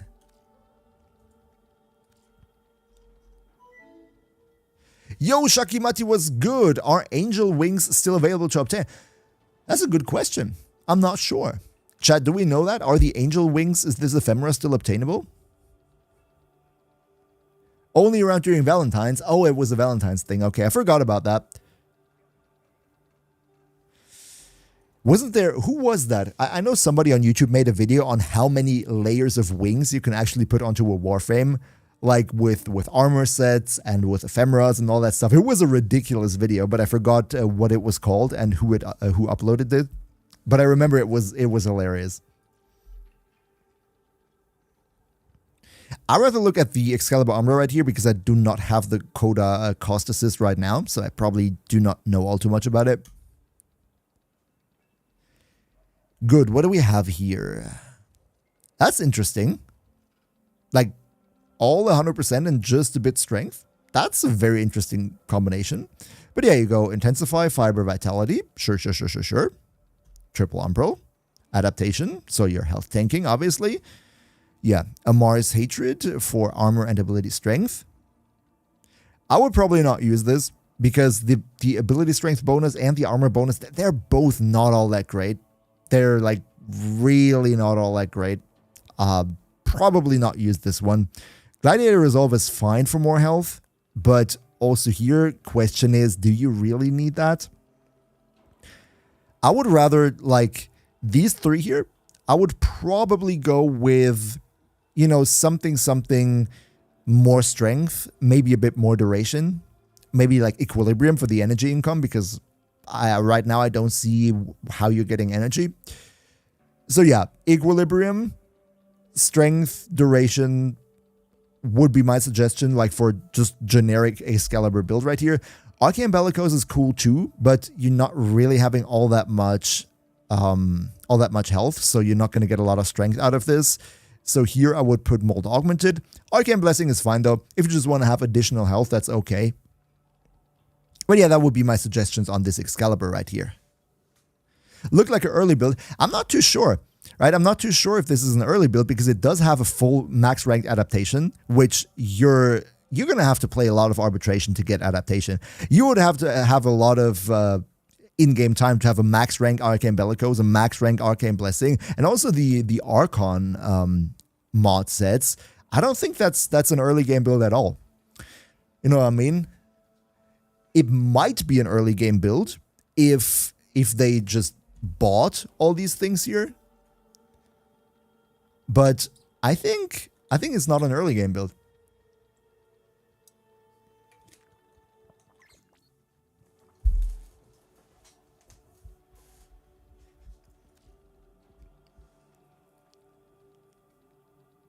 Oh, Hexacel's adaptation too. That's cool. But yeah, the argument still stands, right? It's probably not an early game build. And we have a look from Excalibur Umbra right here. Oh, he's blinding. He's very snowy. I like this armor set. I used this armor set a lot myself in the past. The Narmer armor set with the Narmer Ephemera and Narmer everything. It looks really darn cool. Like, I think as long as you're not looking at this Excalibur fashion when you're doom scrolling in your bed in a dark room, it's fine. If you're in a dark room and this all of a sudden appears on your screen, your eyes are going to start bleeding. All right, that's for sure. But it looks very, very nice. I also like the very muted gold, right? It's not like a super in-your-face yellowy gold. It's muted and it's very much in line with the rest of the bright skin here. So I think that's very tasteful. I do like it. How do you make it more shinier? Lynn, I wouldn't even make it shinier. I like it the way it is. Looks like Wukong for some reason. Maybe a bit. Maybe a bit. You had a very rare run with Excalibur Prime. I love to see Excalibur Primes in the open wild, right? That's such a cool thing. Is it better to focus on leveling weapon mods rather than Warframe mods? K.I. Pavanayi? Hopefully I didn't butcher that too much. It depends on where in the game you are. In general, what I would say is, if you're not having a whole lot of different fully built Warframes on your account yet, then it's usually always a safe bet to have one Warframe built to just simply survive, and then focus on getting a couple good weapons with good builds first, because good weapons with good functioning builds on a Warframe that survives to actually dish out damage is usually a very good starting point on building up a more spread out account, so to speak, right? So for a new or early mid-game player, I would say, yes, it's true. Focus on getting the mods and rank up the mods that you need for good weapon builds, because you can focus on optimizing your Warframes and making like those really broken Warframe builds. You can focus on that a little bit later. First of all, just have a setup that allows you to just survive and win throughout the other game modes. That would be my suggestion. Do not panic when you click on me. What?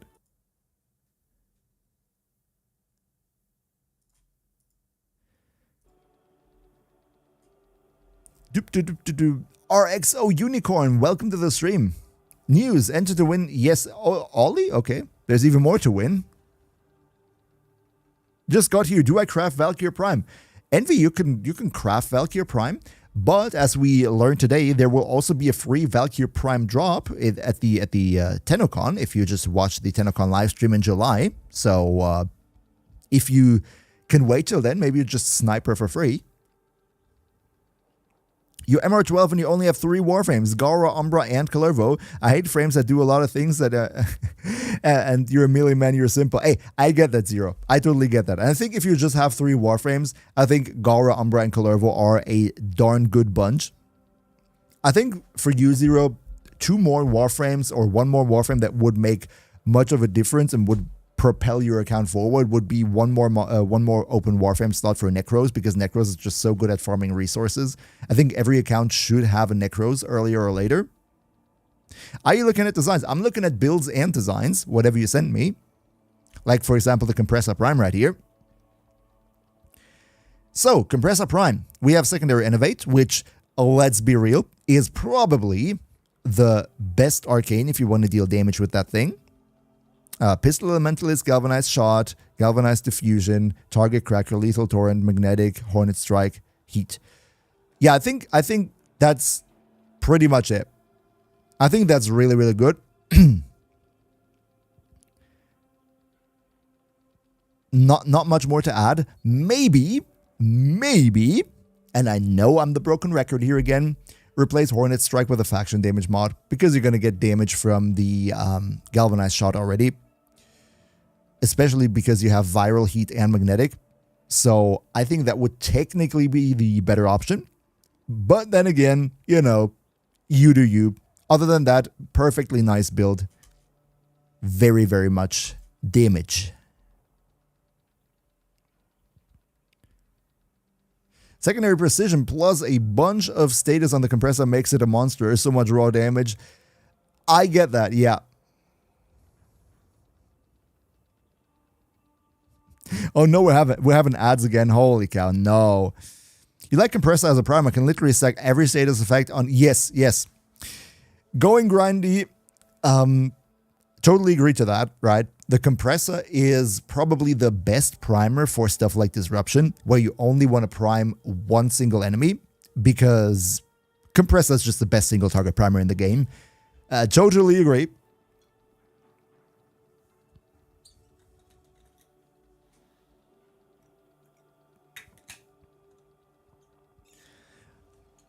Dark Uchiha, what's the news about Valkyr? Unfortunately, we already talked about it earlier in this stream. Not gonna have the breath to recap all of that, but I'm gonna probably put out a video in a bit, like a recap of what was said. So you're more than welcome to check that out if you want to have the TLDR. I wasn't here for the Valkyr talk. Can you give me a short rundown? Unfortunately, Mizuku, I really think that, like, I was yapping for 1 hour on Valkyr. I went so far to actually draw shit in paint to explain what thoughts I have. Mizuku, I am really sorry. I do not think I'm capable of making a TLDR version of this. I'm gonna cut the recording of this stream after we're done here, and I'm gonna put it in a YouTube video and upload it. And you can check it out. You're more than welcome to. but ain't no way that I'm going to be able to sum it up as a TLDR, because I would have to draw it up in paint again to explain what I'm actually doing. But speaking of that, as I see, Peekaboo, Seeb, welcome to the stream. As I'm seeing, we are already 3 hours in. You know how it is? It's 7 in the evening for me, and that means it is time for our obligatory raid, my dear friends. So let's head over to Twitch, see who's currently online in the Warframe space, see who we can raid, see who's there, see who is there, what we got. Who do we got? I saw that Iflin was online earlier, but I think he ended his stream already, which is sad. Like, I would really like to hang out a little bit more with him on his stream, but apparently he is already out. Why is my Discord making noises when I'm in streamer mode? Why, Discord? How dare you? Okay, so I think we're just gonna do our. Okay, why is it so quiet? Why is everything making noise right now? I'm not even clicking on stuff. I mean, we could raid Zeno's fire, because Zeno is a very, very nice dude, but we're like raiding Zeno's fire every second time, so I kind of want to get a little bit of variety in there. Do you have any suggestions, chat? How about that? Do we have any suggestion? Do we have any suggestion who we could pay a visit?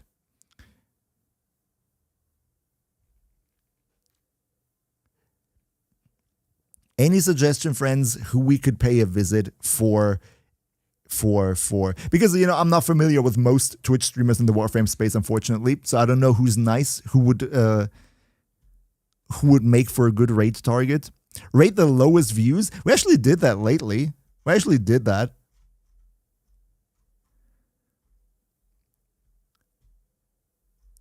You know what? We can actually do that. I'm just gonna randomly pick someone.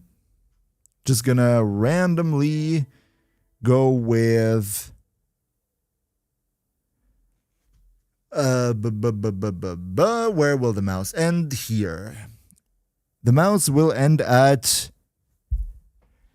It's Noxy with 4 viewers. I think Mr. or Mrs. It's Noxy will get a raid very soon. Give me a second to set it up. I was just gonna quickly do that, right? When next stream? By the way, for everybody in here, the next stream will probably be on Friday, same time as always. You know, my streams are always Monday, Wednesday, Friday. But one thing I gotta say that is very important before you all go.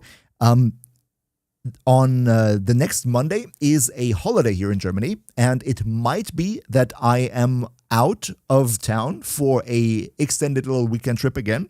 Not 100% sure. If so, then the Monday stream next week will be canceled. If we might even go on Friday already, it might be that Friday and Monday will be canceled. I'm not 100% sure yet. But if so, then I will keep you up to date in the in the YouTube community post section and everything, just so you know. But if nothing special happens, then next stream will be on Friday as per usual. So yeah, let's quickly type in the raid post so I can raid out and work on the video. Bada bing, bada boom. See you all maybe on Friday. And yeah, maybe also in the Valkyr video that I'm gonna put together right now. Thank you all for being here. Bye bye, big love, and see you soon.